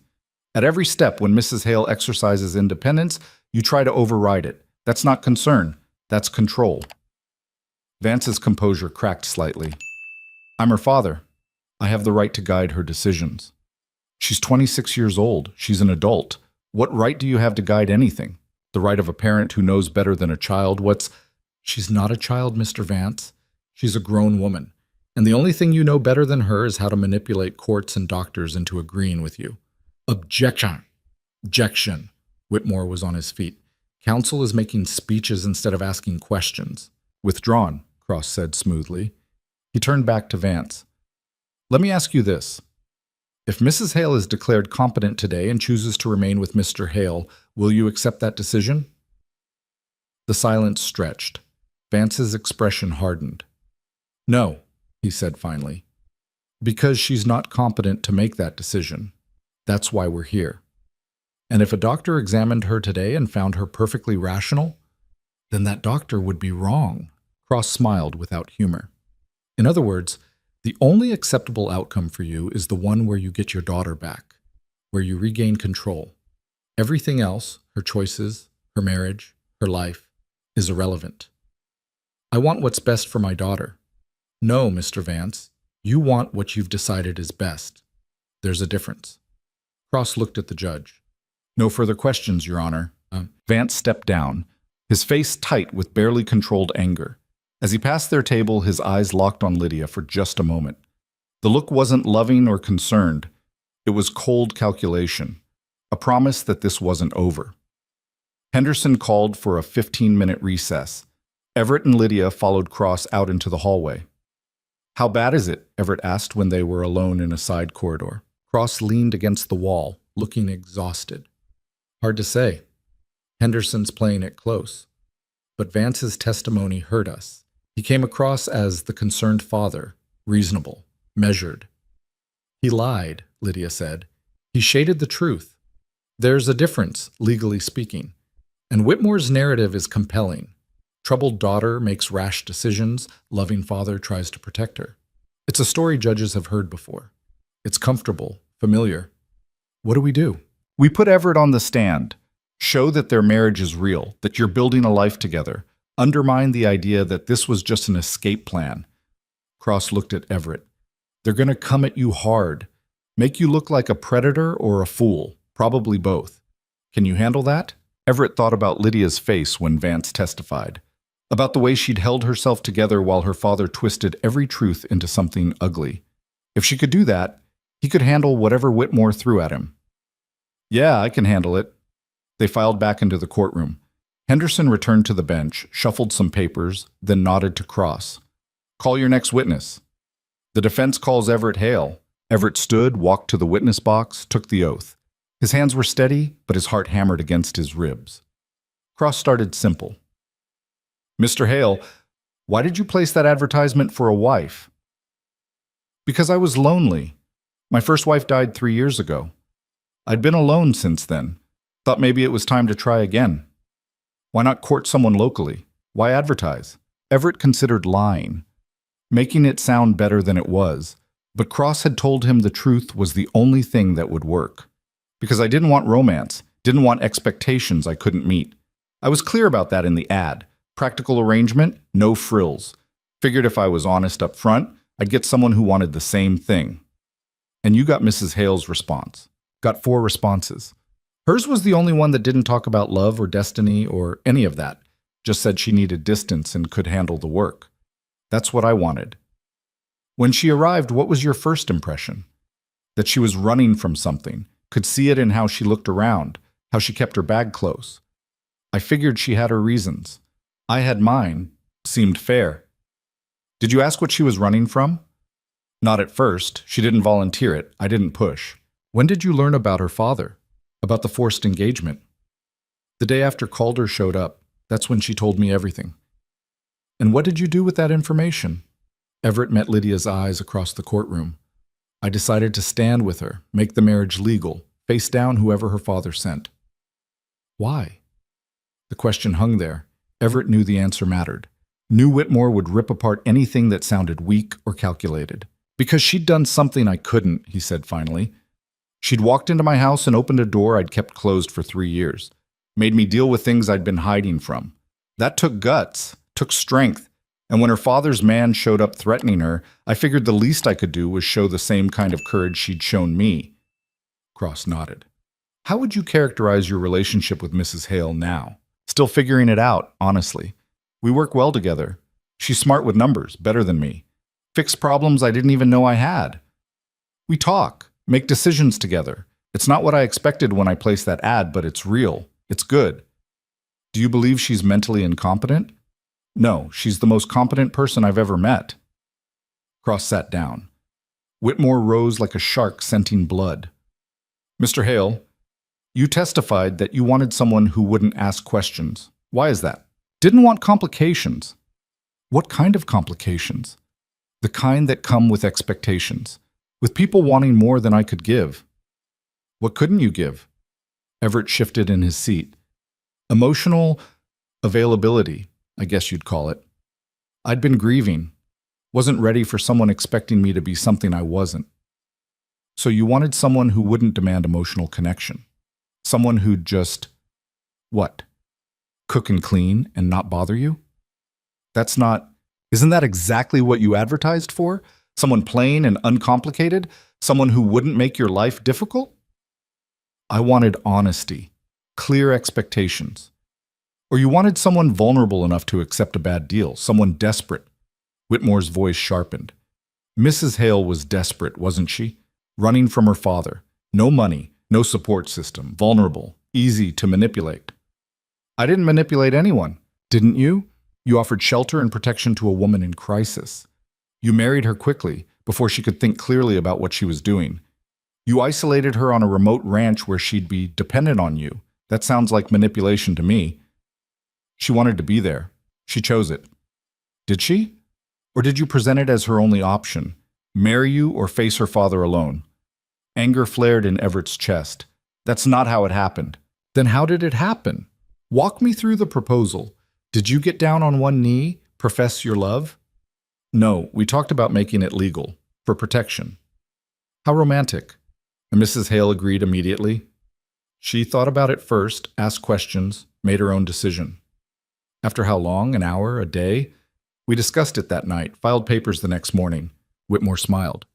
So within 24 hours of learning about her father's pursuit, you convinced a frightened, vulnerable woman to legally bind herself to you. Does that sound like informed consent or coercion? It was her choice. Was it? Or was she so scared that she'd have agreed to anything that promised safety? Whitmore picked up a document. Mr. Hale, I have the financial records for your ranch. You're carrying significant debt. Your operation runs at a loss most months. You've been struggling for years. Is that accurate? The ranch has had rough years. And suddenly you have a wife who's brilliant with numbers, who can fix your books, negotiate better deals, turn your failing operation around. Quite convenient. That's not why I married her. No? Then why did you marry her so quickly? Why rush? Why not wait? Let her settle in. See if you were actually compatible. Because her father was coming after her. We needed the legal protection. Or because you saw an opportunity. A desperate woman with valuable skills and a rich father.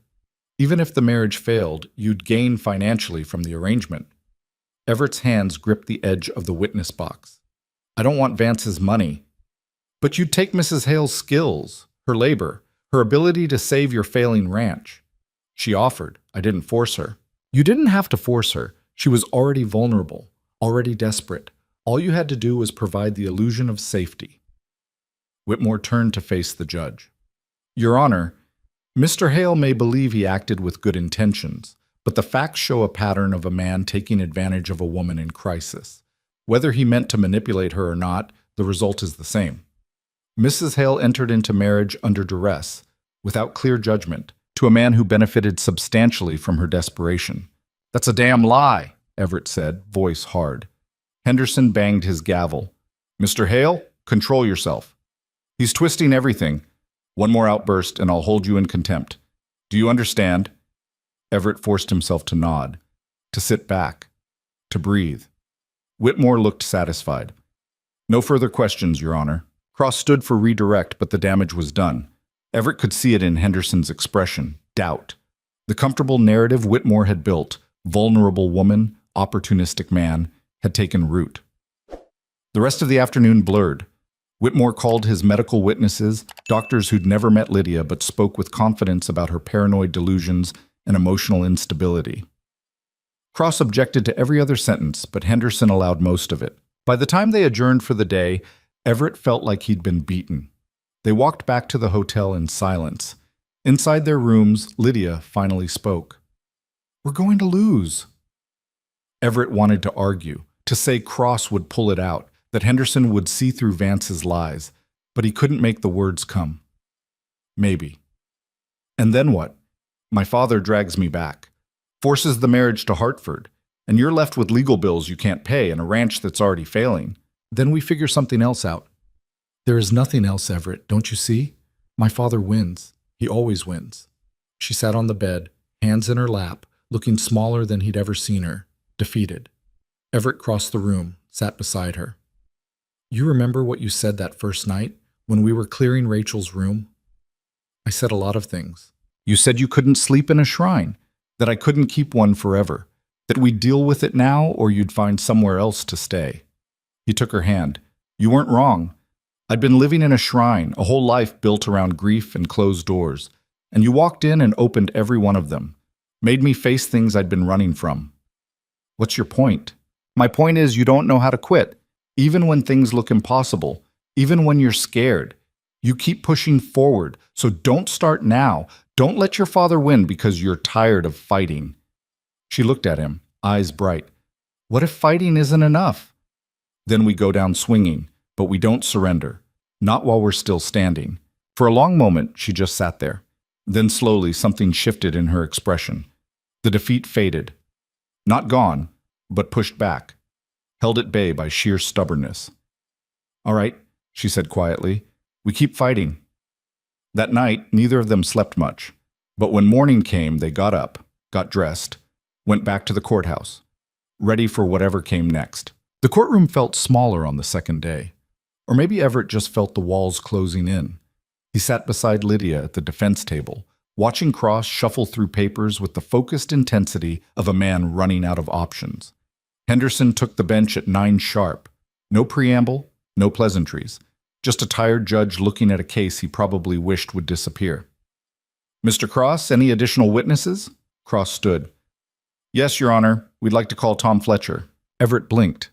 Tom hadn't mentioned coming to Denver, hadn't said anything about testifying. But there he was, walking through the courtroom door in his Sunday clothes, looking uncomfortable but determined. Tom took the oath and settled into the witness box, hands folded in his lap like he was waiting for a sermon to start. Mr. Fletcher, Cross began, how do you know the Hales? Everett's been my neighbor for near about 15 years, since before his first wife passed. And you've observed his marriage to Mrs. Hale? Some. Enough. What's your impression of their relationship? Tom scratched his jaw, thinking. Well, they work together, real partnership-like. I seen her fixing his books, negotiating with suppliers. Smart woman, sharp. And Everett, he listens to her, takes her opinion serious. That's more than most men do with their wives. I'll tell you that. Does Mrs. Hale seem incompetent to you? Hell no. Pardon my language, Your Honor, but that woman's got more sense than half the men in Holt's Crossing put together. She squared away Everett's accounts in a week, caught people who'd been stealing from him for months. If that's incompetent, I'd like to be that useless. A few people in the gallery chuckled. Henderson's mouth twitched, might have been a smile. Whitmore rose. Objection. The witness isn't qualified to diagnose mental competency. Sustained. Mr. Cross, stick to observations, not conclusions. Cross nodded. Mr. Fletcher, have you witnessed any behavior from Mrs. Hale that seemed irrational or unstable? No, sir. Opposite, actually. Woman's level-headed as they come. When that fellow Calder came around asking questions, trying to stir up trouble, she handled it calm. Didn't panic, didn't fall apart, just dealt with it. What about Mr. Hale? In your opinion, is he the type of man who would take advantage of a vulnerable woman? Tom snorted. Everett? No. That man's so honest, it's damn near painful sometimes. Begging your pardon, again, Your Honor. But he wouldn't cheat nobody. Not in business, not in marriage, not in nothing. Cross let that sit for a moment.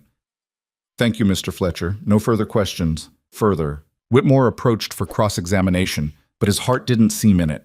Tom Fletcher was exactly what he appeared to be. A plain-spoken rancher with no agenda beyond telling the truth as he saw it. Hard to discredit that. Mr. Fletcher, you've known Mr. Hale for 15 years, but you've only known Mrs. Hale for a few months, correct? That's right. So your observations are limited. You haven't seen the full scope of her behavior. You don't know her history.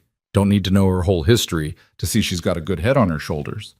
But you can't speak to her mental state before she arrived in Holt's Crossing.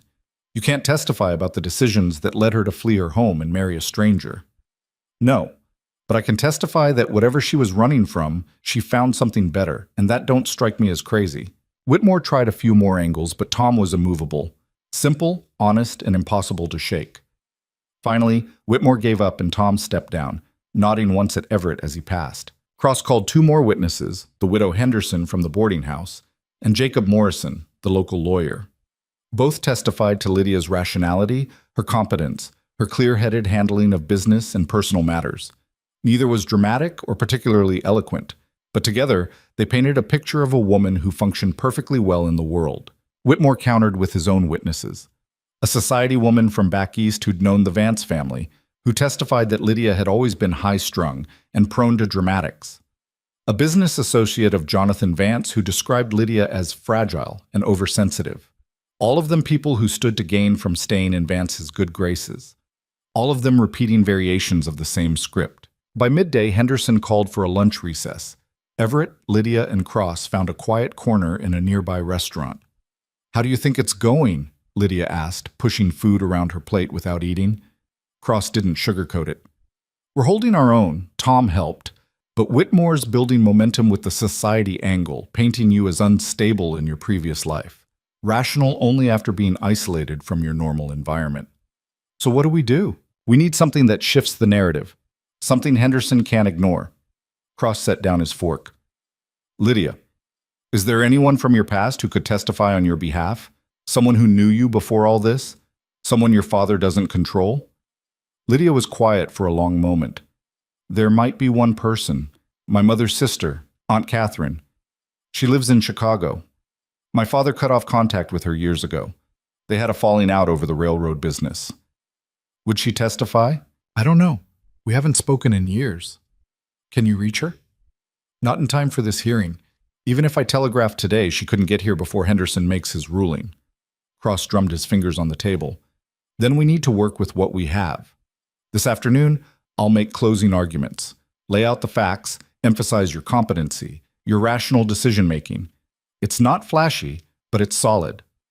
"Will it be enough?" Everett asked. "Honestly, I don't know. Henderson's hard to read.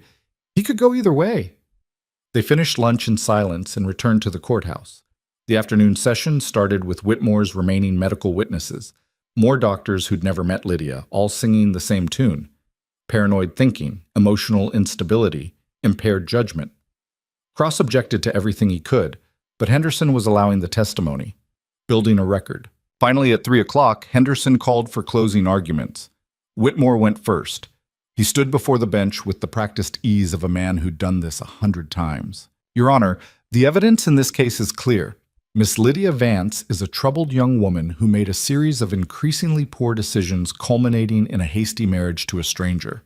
Her father, Jonathan Vance, is a concerned parent seeking to protect his daughter from herself and from those who would exploit her vulnerability." He gestured toward Everett without looking at him. "Mr. Hale may have had good intentions. I'm willing to believe that. But intentions don't change facts. He advertised for a woman who wouldn't ask questions. He married Miss Vance within days of meeting her. He benefited substantially from her skills and labor. Whether he intended to exploit her or not, the result is exploitation. Whitmore picked up the stack of medical evaluations. We have expert testimony from multiple physicians, all of whom agree that Miss Vance's behavior indicates mental instability. We have witnesses who've known her for years who testify to her fragile emotional state. We have documented evidence of increasingly erratic behavior, theft of jewelry, flight across state lines under assumed names, marriage to a stranger based on a newspaper advertisement. He paused, letting it sink in. Your Honor, this isn't about control. This is about protection. Miss Vance is not capable of making rational decisions about her own welfare. She needs guidance. She needs the support system her father can provide. She needs to be removed from a situation that, while perhaps well-intentioned, is ultimately harmful to her mental and emotional well-being. Whitmore sat down. Cross stood, buttoning his jacket. Your Honor, Mr. Whitmore has constructed a compelling narrative. Troubled daughter, concerned father, opportunistic stranger. It's a story that makes sense. It's comfortable, familiar. Cross walked toward the bench. It's also wrong. He picked up a single sheet of paper, the marriage certificate. This document represents a choice, not a mistake, not a delusion, a choice. Mrs. Lydia Hale, and that is her legal name, regardless of what Mr. Whitmore prefers to call her, is a competent adult who made a rational decision to escape an intolerable situation. Cross set the certificate down. Let's talk about that situation. Mr. Vance testified that he was providing protective oversight when he confined his daughter to her room. Let's call it what it was, imprisonment. He locked her in, posted guards, denied her freedom of movement. Why? Because she refused to marry the man he'd chosen for her. He turned to face Vance directly. Mrs. Hale's crime, in her father's eyes, was exercising her right to say no. 3 times she refused this engagement. 3 times he ignored her refusal. He didn't respect her decision. He didn't accept her autonomy. He treated her like property to be traded for political advantage. Cross's voice hardened. Running from that wasn't irrational. It was survival. And marrying Mr. Hale wasn't a mistake. It was a solution, a legal arrangement that provided protection and independence. Yes, it was quick. Yes, it was unconventional. But it was deliberate. Mrs. Hale planned her escape carefully. She secured funds, arranged transportation, covered her tracks. Those aren't the actions of someone in a paranoid delusion. Those are the actions of someone thinking clearly under pressure. He gestured toward Tom Fletcher in the gallery. We've heard from multiple witnesses who've observed Mrs. Hale's behavior since her arrival in Holt's Crossing. All of them, every single one, testified to her rationality, her competence, her clear judgment. She fixed Mr. Hale's accounts. She negotiated better business deals. She managed household operations efficiently. She handled confrontation with Calder and with her father himself with remarkable composure. Cross picked up the medical reports. As for these evaluations, they're worthless. Not one of these doctors has met Mrs. Hale. Not one has conducted a proper examination. They base their conclusions entirely on second-hand information provided by Mr. Vance, a man with a clear bias and a vested interest in the outcome of this hearing. He set the reports down with a thud. Your Honor, if we declare Mrs. Hale incompetent based on this evidence, we're setting a dangerous precedent. We're saying that any adult woman who defies her father's wishes can be declared mentally unstable. We're saying that exercising personal autonomy is evidence of mental illness. We're saying that a woman's choices only matter if a man approves of them. Cross let that hang in the air. That's not justice. That's control. And it's exactly what Mrs. Hale was running from. He walked back to the defense table. Mrs. Hale doesn't need protection from herself or from Mr. Hale. She needs protection from a father who refuses to accept that his daughter is an adult with the right to make her own decisions. I'm asking this court to provide that protection by denying Mr. Vance's petition and affirming Mrs. Hale's competency. Cross sat down. The courtroom was silent. Henderson leaned back in his chair, fingers steepled. I'll take this under advisement. We'll reconvene tomorrow morning at 9 for my ruling. The gavel fell. They filed out of the courtroom into the late afternoon sun. Everett felt hollowed out, wrung dry. Beside him, Lydia walked with her shoulders straight and her face blank, holding it together through sheer force of will. Tom Fletcher caught up with them on the courthouse steps. I'm heading back tonight, he said. Need to get to my own place. But I wanted to say, whatever happens, you two did right. Stood up when most folks would have laid down. That counts for something. Thank you for coming, Lydia said quietly. For testifying.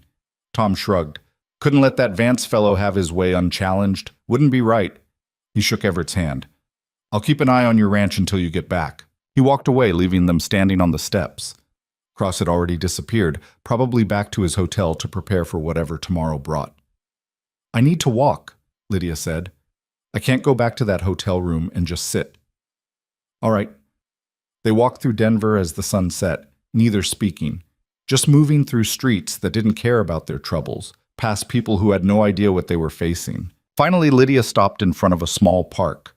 A few trees, some benches, nothing special. She sat down heavily. What if Henderson rules against us tomorrow? Then we appeal. With what money? Cross barely agreed to take the case at all. We can't afford an appeal. We'll figure it out. Stop saying that. Her voice cracked. Stop pretending we have endless options. We don't. If we lose tomorrow, my father wins.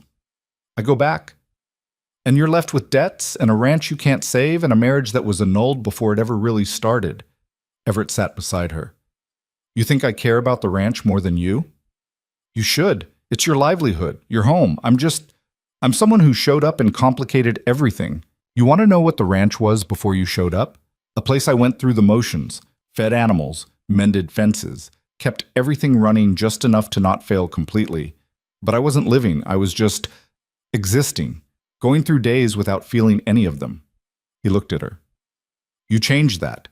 Not because you fixed my books or negotiated better deals. Because you made me care again. Made me remember what it feels like to want something enough to fight for it.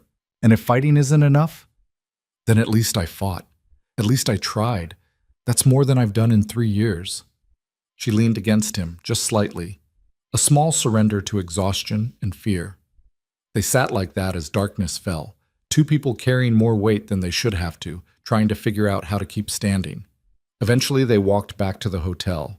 Separate rooms, separate beds, but somehow less alone than either had been in a long time. Morning came cold and gray. Everett woke before dawn, dressed, and knocked on Lydia's door. She answered already dressed, face pale but composed. Ready? He asked. No, but let's go anyway. They met Cross in the courthouse lobby. He looked like he hadn't slept. Whatever happens, he said, I want you to know this was a good case. We made them work for it. That's all we could do. They took their seats as Henderson entered. The judge looked as tired as everyone else. Maybe he hadn't slept either. Maybe this case had kept him up, turning over facts and laws and precedents. I've reviewed the evidence and testimony presented over the past 2 days, Henderson said, reading from notes. This is a difficult case because both sides present compelling arguments based on the same set of facts. Everett felt Lydia's hand find his under the table. Her fingers were ice cold. Mr. Vance clearly loves his daughter and wants what he believes is best for her. That much is evident. However, wanting what's best and having the right to enforce that are two different things. Henderson looked up from his notes. Mrs. Hale is 26 years old. She's educated, articulate, and by all accounts presented to this court, fully capable of managing her own affairs. Everett felt a flutter of hope. Lydia's grip tightened. The medical evaluations submitted by the petitioner are troubling in their methodology. Not one of the evaluating physicians met with Mrs. Hale directly. Their conclusions are based entirely on secondhand accounts, which introduces significant bias. Henderson set the reports aside. I'm not persuaded that these evaluations meet the standard required to declare an adult incompetent. Vance's face was stone. Whitmore leaned over, whispering something urgently. As for the marriage itself, I find that while unconventional, it does not appear to be the result of coercion or impaired judgment. Mrs. Hale had resources, albeit limited. She had the ability to make other choices. She chose marriage to Mr. Hale as a legal solution to a difficult problem. That's strategic thinking, not mental illness. Henderson looked directly at Lydia. Mrs. Hale, do you wish to remain married to Mr. Hale? Lydia stood. Yes, Your Honor, I do. And you understand that by making this choice, you're potentially severing your relationship with your father? I understand, and I accept that consequence. Henderson nodded slowly. Then this court finds insufficient evidence to declare Mrs. Lydia Hale mentally incompetent. The petition is denied.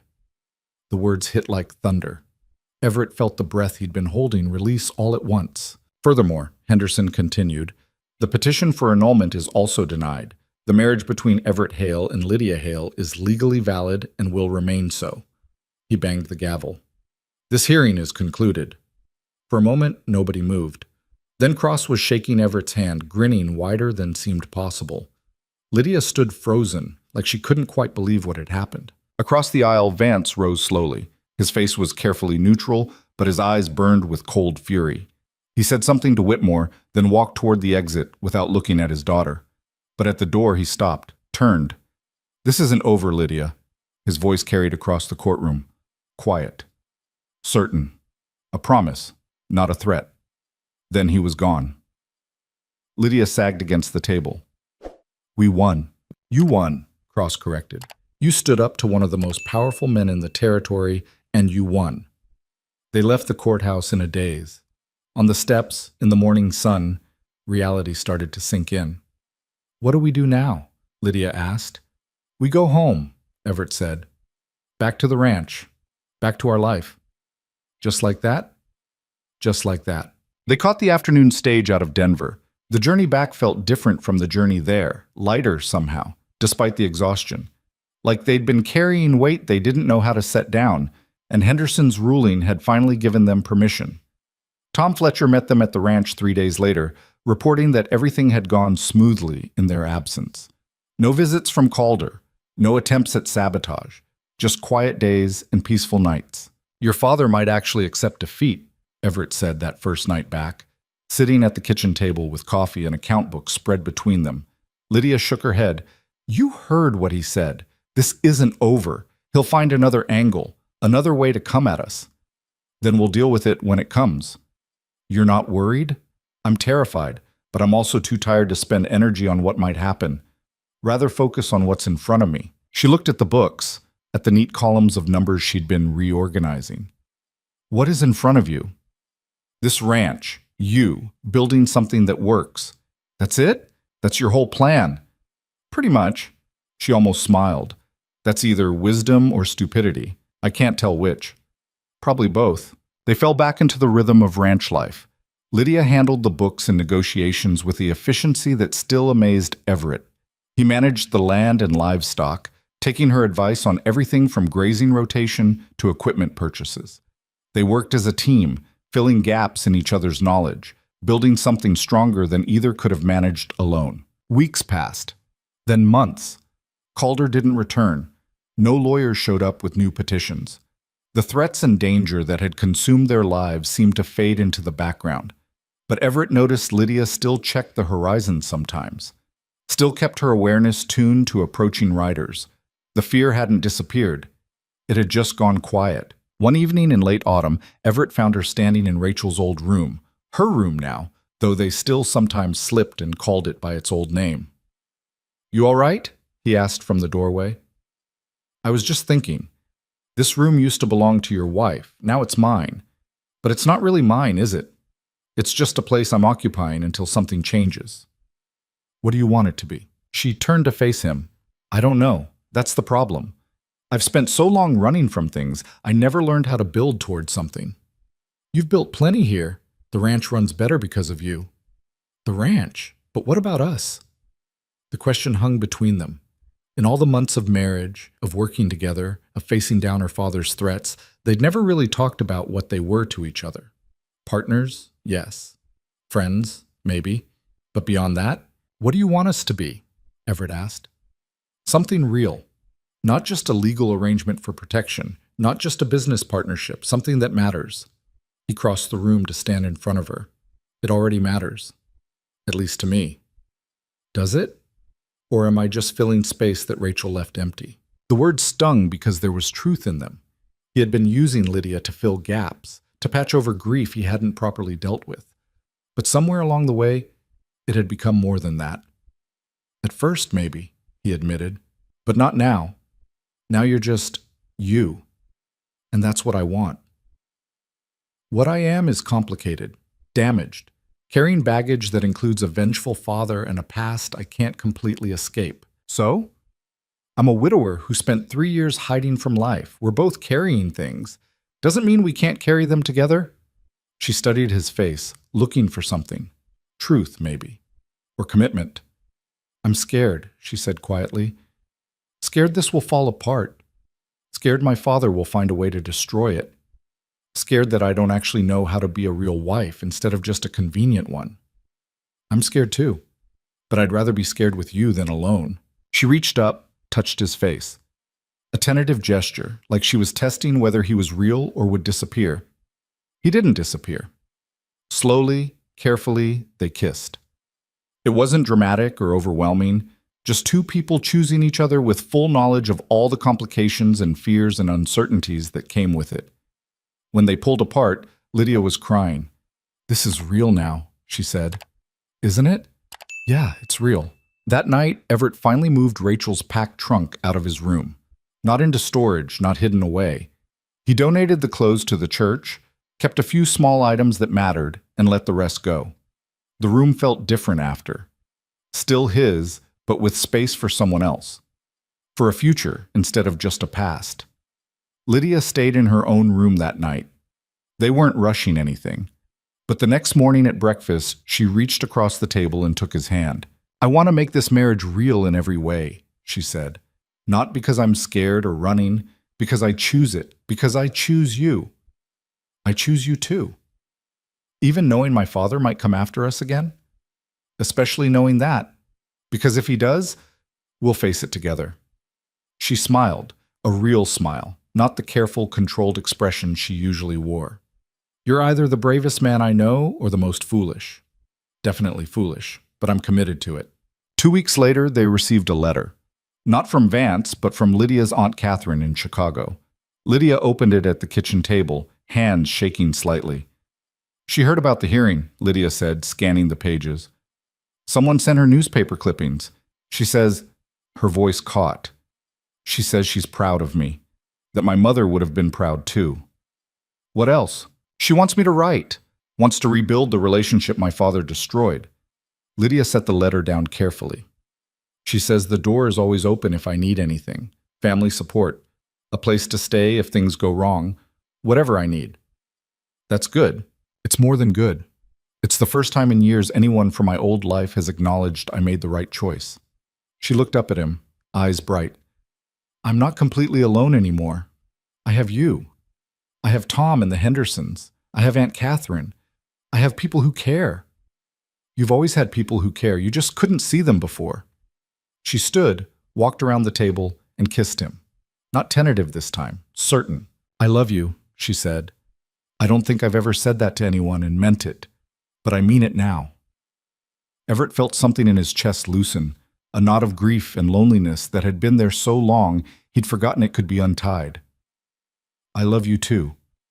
It wasn't the ending either of them had expected when they started this arrangement, but it was real, messy and complicated and built on fear and survival as much as anything else. But real. And maybe that was enough. Winter came hard that year. Snow piled against the barn doors and ice formed in the water troughs every morning. Everett and Lydia worked through it the way ranchers did, one frozen day at a time, breaking ice, feeding animals, keeping the operation running despite the cold. They'd settled into something that felt like permanence. Lydia had taken over one corner of the main room as an office, where she managed not just their accounts, but bookkeeping for 3 neighboring ranches. Word had spread about her skills. People trusted her with their numbers. She was building something of her own. Everett watched her work sometimes. The way she'd get so focused she'd forget to eat. The way she'd catch errors that would have cost families their livelihoods. She wasn't just surviving anymore. She was thriving. But he also noticed the way she still paused when riders approached, the way her hand would drift toward the desk drawer where she kept that small pistol. Some fears didn't disappear just because you wanted them to. 3 months after the hearing, a telegram arrived. Everett brought it in from town, handed it to Lydia without opening it. She stared at the envelope like it might contain poison. You want me to read it first? He asked. No, I need to do this. She opened it carefully. Read. Her face went pale, then blank. What is it? My father had a stroke. He's alive, but paralyzed on his left side, can't speak clearly. She set the telegram down. His business partner sent this. Says my father's been asking for me. Keeps trying to write my name. Everett waited. This was her decision to make. I don't know what to do, she said quietly. Part of me wants to ignore this. Let him die without seeing me. That would be justice, wouldn't it, after everything he did? Would it make you feel better? I don't know, maybe. Or maybe I'd spend the rest of my life wondering what he wanted to say. Then you have your answer. She looked at him. You'd come with me? To see him? If you want me there. I do. I can't face him alone. Not again. They made arrangements. Tom agreed to watch the ranch again. Lydia wrote to her Aunt Catherine, letting her know they'd be passing through Chicago. Then they packed and caught the train east. The journey took 3 days. Lydia grew quieter the closer they got to her father's estate. By the time they arrived in the city where she'd grown up, she was barely speaking. The Vance mansion sat on a street of other mansions, all competing to show wealth and status. Everett felt out of place in his best clothes, which still looked shabby next to the doorman's uniform. The business partner, a nervous man named Coleman, met them in the foyer.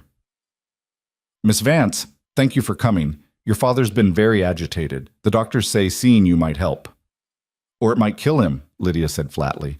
Which outcome are you hoping for, Mr. Coleman? Coleman flinched. I just want what's best for the company, for everyone involved. Of course you do. They followed him upstairs to a bedroom that was larger than Everett's entire house. Jonathan Vance lay in a massive bed, propped up by pillows, one side of his face slack and lifeless. When he saw Lydia, his working eye widened. He tried to speak, but the words came out slurred and incomprehensible. Hello, Father, Lydia said. Her voice was steady but cold. I got your message. Vance's working hand scrabbled at the bedside table, grabbing for paper and pen. He managed to grip the pen but couldn't control it well enough to write clearly. After several attempts, he threw it across the room in frustration. Let me, Lydia said. She picked up the pen and paper, sat in the chair beside the bed. I'll write what you say. If you can say it clearly enough. Vance struggled to form words. Finally, painfully, something that might have been sorry emerged. Lydia set down the pen. Are you? Sorry for trying to force me into marriage? Sorry for locking me up? Sorry for dragging me through court? She leaned forward. Or are you just sorry you lost control? Vance made a sound that could have been protest or agreement. His working hand reached toward her. No, Lydia said, pulling back. You don't get to touch me. You don't get forgiveness just because you're dying. You spent my whole life treating me like property, like a chess piece in your political games. The only reason I'm here is to make sure I can live with myself after you're gone. Everett stood by the door, watching. This wasn't his moment. This was hers. Vance tried again to speak. This time, with enormous effort, he managed, mistake. Yes, you made many mistakes. The question is whether you understand what they were. Another long struggle. Right. Lydia went still. What? You were right. Each word cost him. Wrong. She stared at her father, this man who dominated her entire life, now reduced to broken speech and half a functioning body, trying to say what he'd never been able to say when he had power. That doesn't fix anything, she said quietly. It doesn't undo what you did, but I'll accept it. She stood. Vance's hand grabbed at the air, trying to keep her there. I'm going now, Lydia said. I have a life waiting for me, a real one, with a man who treats me like an equal, not a possession, with work I chose, not work you assigned me, with freedom you never wanted me to have. She paused at the door. I hope you recover. I hope you have years to think about the daughter you drove away. But I won't be coming back. This is goodbye. They left Vance trying to call after them with sounds that weren't quite words. In the carriage back to the hotel, Lydia was silent. Everett took her hand and she held on like she was drowning. Was I too harsh? She asked finally. No. He's dying. Maybe I should have been kinder. Being kind would have been lying. You told him the truth. That's more than most people get. He said he was wrong. He admitted it. Did that change anything for you? She thought about it. No, not really. It doesn't undo the years, doesn't make the fear go away, doesn't change what I had to do to escape. She looked at Everett. But maybe it means I can stop waiting for the next attack. Stop looking over my shoulder. Can't hurt me anymore. No, he can't. They stayed in the city 2 more days, visiting Aunt Catherine. The older woman welcomed them with warmth that reminded Everett of what family was supposed to be. She fed them, listened to Lydia's stories about the ranch, and gave them her blessing. "Your mother would be so proud," Catherine said, holding Lydia's hands. "You became exactly what she hoped you'd be, strong, independent, free." "I had help," Lydia said, glancing at Everett. "The best partnerships do require help. That's not weakness. That's wisdom." On the train back west, Lydia was different. Lighter, somehow. Like seeing her father broken and admitting fault had cut a cord she'd been tied to for too long. "I want to do something when we get back," she said as they watched the landscape roll past. "What's that?" "I want to actually marry you. Not in a judge's office in 10 minutes. A real wedding, with people we care about. In front of the ranch, maybe. Something that feels like a beginning instead of an escape plan." Everett smiled. "I think I'd like that." "You sure? It might involve planning, and people, and possibly terrible cake from the widow Henderson." "I'll risk the terrible cake." She leaned against his shoulder. "I never thought I'd want this, any of this. Marriage was always something forced on me. A trap. But with you, it's different." "How?" "Because you let me choose every day. You don't try to own me or control me or make me into something I'm not. You just let me be. That's what you're supposed to do with people you love." Most people don't understand that. They arrived back at the ranch in early spring. Snow was melting, revealing brown grass that would turn green in a few weeks. The land looked tired from winter but ready to wake up. Tom had kept everything running smoothly. The animals were healthy, the buildings were sound. He handed over a detailed list of everything that had happened in their absence, refused payment for the 3rd time, and headed home with a promise to come to the wedding. Lydia threw herself into planning with the same intensity she brought to bookkeeping. She recruited the widow Henderson to help with food.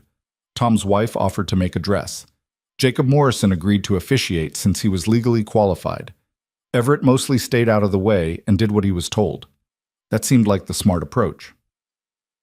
2 weeks before the planned wedding, another telegram arrived.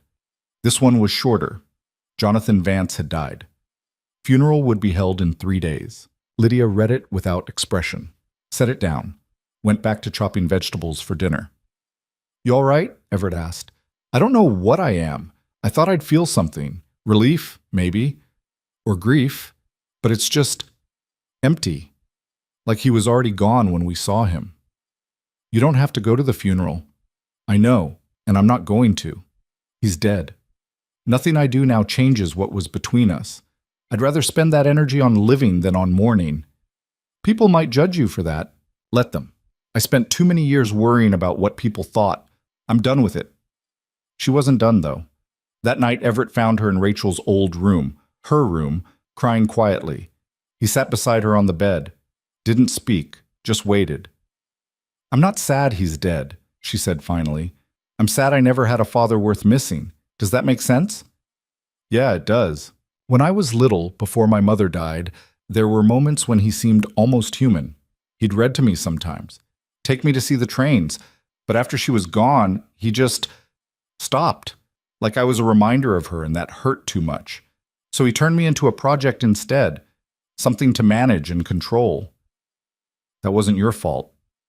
I know, but it still feels like loss. Loss of what could have been if he'd been different, if he'd chosen to be a father instead of a tyrant." Everett pulled her close. "You get to grieve that. The father you should have had. That's real loss." She cried against his shoulder for a long time. When the tears finally stopped, she pulled back and wiped her face. "I want this wedding to be about beginnings," she said. "Not endings. Not my father or my past or any of that. Just us. Starting fresh. Can we do that?" "We can try." The wedding took place on a clear Saturday in April. They'd set up chairs in front of the house, facing west toward the mountains. Nothing fancy, just simple wooden seats borrowed from the church and arranged in rows. About 30 people came. Tom Fletcher and his family, the widow Henderson and half of Holt's Crossing, Jacob Morrison in his best suit. Cross had made the journey from Cheyenne, claiming he wouldn't miss it. Even a few of the neighboring ranchers showed up, men who'd started working with Everett more since Lydia had helped organize cooperative purchasing agreements. Lydia wore a simple dress, Not white, but a soft blue that matched the spring sky. No veil. Hair down for once, loose around her shoulders. Everett wore his wedding suit, the same one from the courthouse. It still didn't fit quite right, but Lydia had told him she didn't care. Morrison kept the ceremony short, asked if they took each other.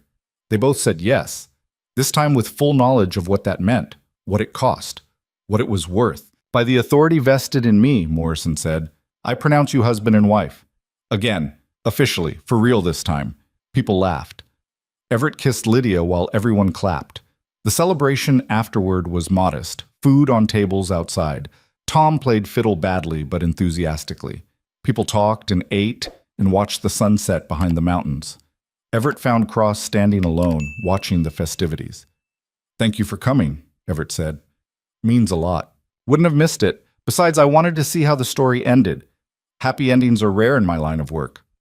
Is it a happy ending? Cross smiled. Seems like it to me. You got the girl. She got her freedom. Vance is dead. The ranch is thriving. What else do you call it? Complicated. The best stories usually are. Later, after people had started to leave, Lydia found Everett standing by the barn. You all right? She asked. Just thinking. About what? About how different things are from a year ago. This time last year I was alone, hiding from life, going through motions. And now? Now I'm married to someone who terrifies me and challenges me and makes me want to be better than I am. Now I have a ranch that's actually making money. Now I have friends I didn't have before. Now I have a future I want to live into instead of just survive. He turned to face her. You changed everything. We changed everything together? Fair point. She took his hand. I have something to tell you. I was going to wait, but it feels like the right moment. What is it? I'm pregnant. The words took a moment to land. When they did, Everett felt something shift in his chest. Fear and joy and terror all mixed together. You're sure? I've been sure for 2 weeks. Wanted to tell you after the wedding. Make it a gift. That's a hell of a gift. Are you happy? He thought about it. About bringing a child into this life they'd built from scraps and stubbornness. About all the ways it could go wrong. All the ways he could fail. I'm terrified, he said honestly. But yeah, I'm happy. Good. Because I'm terrified too. But we'll figure it out. Like we've figured out everything else. Together. Together. They stood there as the last guests departed, as darkness settled over the ranch, as stars began to appear in the clear sky. Two people who'd started as strangers became partners and had somehow built a life worth living. Summer arrived and Lydia's pregnancy progressed. She worked through the early months, though Everett worried constantly about her doing too much. She ignored his worrying and kept managing books, negotiating deals, running the operation with the same fierce competence she'd always shown. By August, she'd slowed down. Not by choice, but because her body demanded it. She hired a local girl to help with household work, and finally, reluctantly, admitted she needed to rest more. Everett adjusted the ranch schedule to stay closer to the house. He wasn't missing this. Wasn't going to be absent the way he'd been with Rachel. One evening in early September, they sat on the porch watching the sunset. Lydia had her feet up, hands resting on her swollen belly. I've been thinking about names, she said. Yeah? If it's a girl, I want to name her Catherine, after my aunt. I like that. What about a boy? I was thinking Everett. Make him a junior. Everett shook his head. No, let him be his own person, not carrying my name like a weight. Then what? How about James? That was my grandfather's name. Good man, honest, fair. James Hale. Lydia tested it. I like that. Catherine or James. Good strong names for a kid who'll probably inherit both our stubborn streaks. Heaven help them. They laughed. Then Lydia's expression changed. She grabbed Everett's hand, placed it on her belly. Feel that? He did. A small kick against his palm. A reminder that this was real. A person growing inside her. A future taking shape. That's our kid, she said softly. Yeah, it is. The baby came on a cold October morning. Lydia's water broke while she was reviewing accounts at the kitchen table. Everett rode for the doctor while the widow Henderson stayed with Lydia, boiling water and preparing the bedroom. Labor lasted 14 hours. Everett paced outside the door, listening to Lydia struggle, feeling helpless in ways he'd forgotten existed. Finally, in the early dawn, he heard a cry. Not Lydia. Someone smaller, newer. The widow Henderson opened the door. "You have a daughter. Both of them are fine." Everett went inside. Lydia lay in bed, exhausted and sweating, holding a tiny bundle wrapped in cloth. She looked up at him with an expression of pure exhaustion and fierce joy. "Meet Catherine," she said.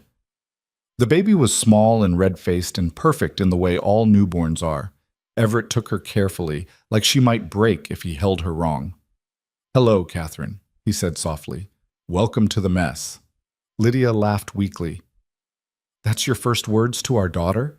Welcome to the mess?" "It's honest." "I suppose it is." The first months were hard. Catherine didn't sleep. She cried at random hours. Lydia was exhausted from feeding and recovering. Everett tried to help, but felt perpetually useless. But somewhere in the chaos, they figured it out, learned the rhythms of parenthood the way they'd learned everything else, through trial and error and stubbornness. By spring, Catherine was sleeping better. Lydia had returned to her bookkeeping work part-time. The ranch was running smoothly. They'd hired a permanent hand, a young man named Daniel who'd lost his own family's farm and needed work. Life settled into something sustainable. Not perfect. Never perfect, but good enough. One evening, Everett found Lydia in the office, going through old papers.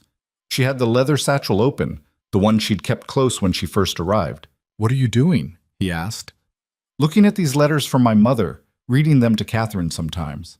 She pulled out a photograph. "This is the only picture I have of her. I want Catherine to know her grandmother existed, even if she never met her." Everett sat beside her. "Tell me about her." Lydia smiled. "She was quiet, gentle, but strong in ways my father never understood. She taught me to manage money because she said women needed to know how to take care of themselves. She taught me to think independently, even when my father wanted me to just agree with everything he said." She touched the photograph. "She would have liked you, would have appreciated that you let me be myself." "I'm sorry you lost her." "Me too. But I'm glad I had her at all, even for the short time." She looked at Catherine sleeping in her cradle. "I want to be for her what my mother was for me. Someone who teaches her she has choices, that she's not property or a project, just a person deserving of respect." "You will be." "How do you know?" "Because you've spent your whole life fighting to be treated that way. You know what it costs when it's denied. You won't deny it to her." Lydia leaned against him. "I love you. I don't say it enough, but I do." "I know. I love you too." 2 years passed.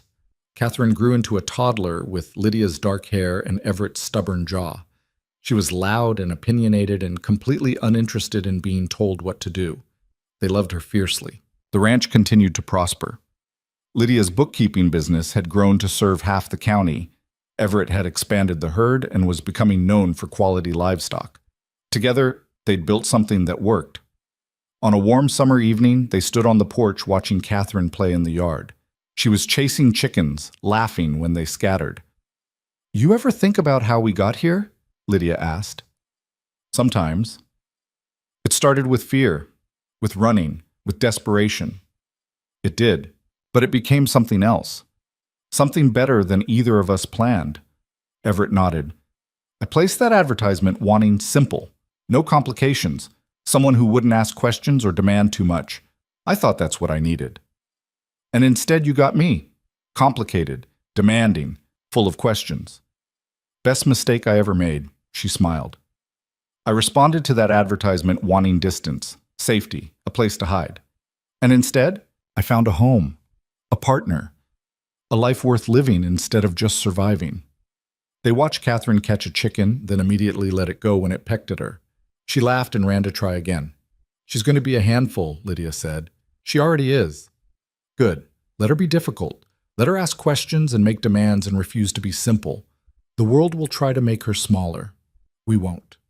Everett put his arm around Lydia's shoulders. "No, we won't." The sun set behind the mountains, painting the sky in shades of orange and red. In the distance, cattle lowed. In the yard, Catherine's laughter rang out clear and bright. Two people who'd started as strangers seeking escape had built something neither planned but both needed. A marriage born from fear had become one built on choice. A ranch that was failing had become a home that thrived.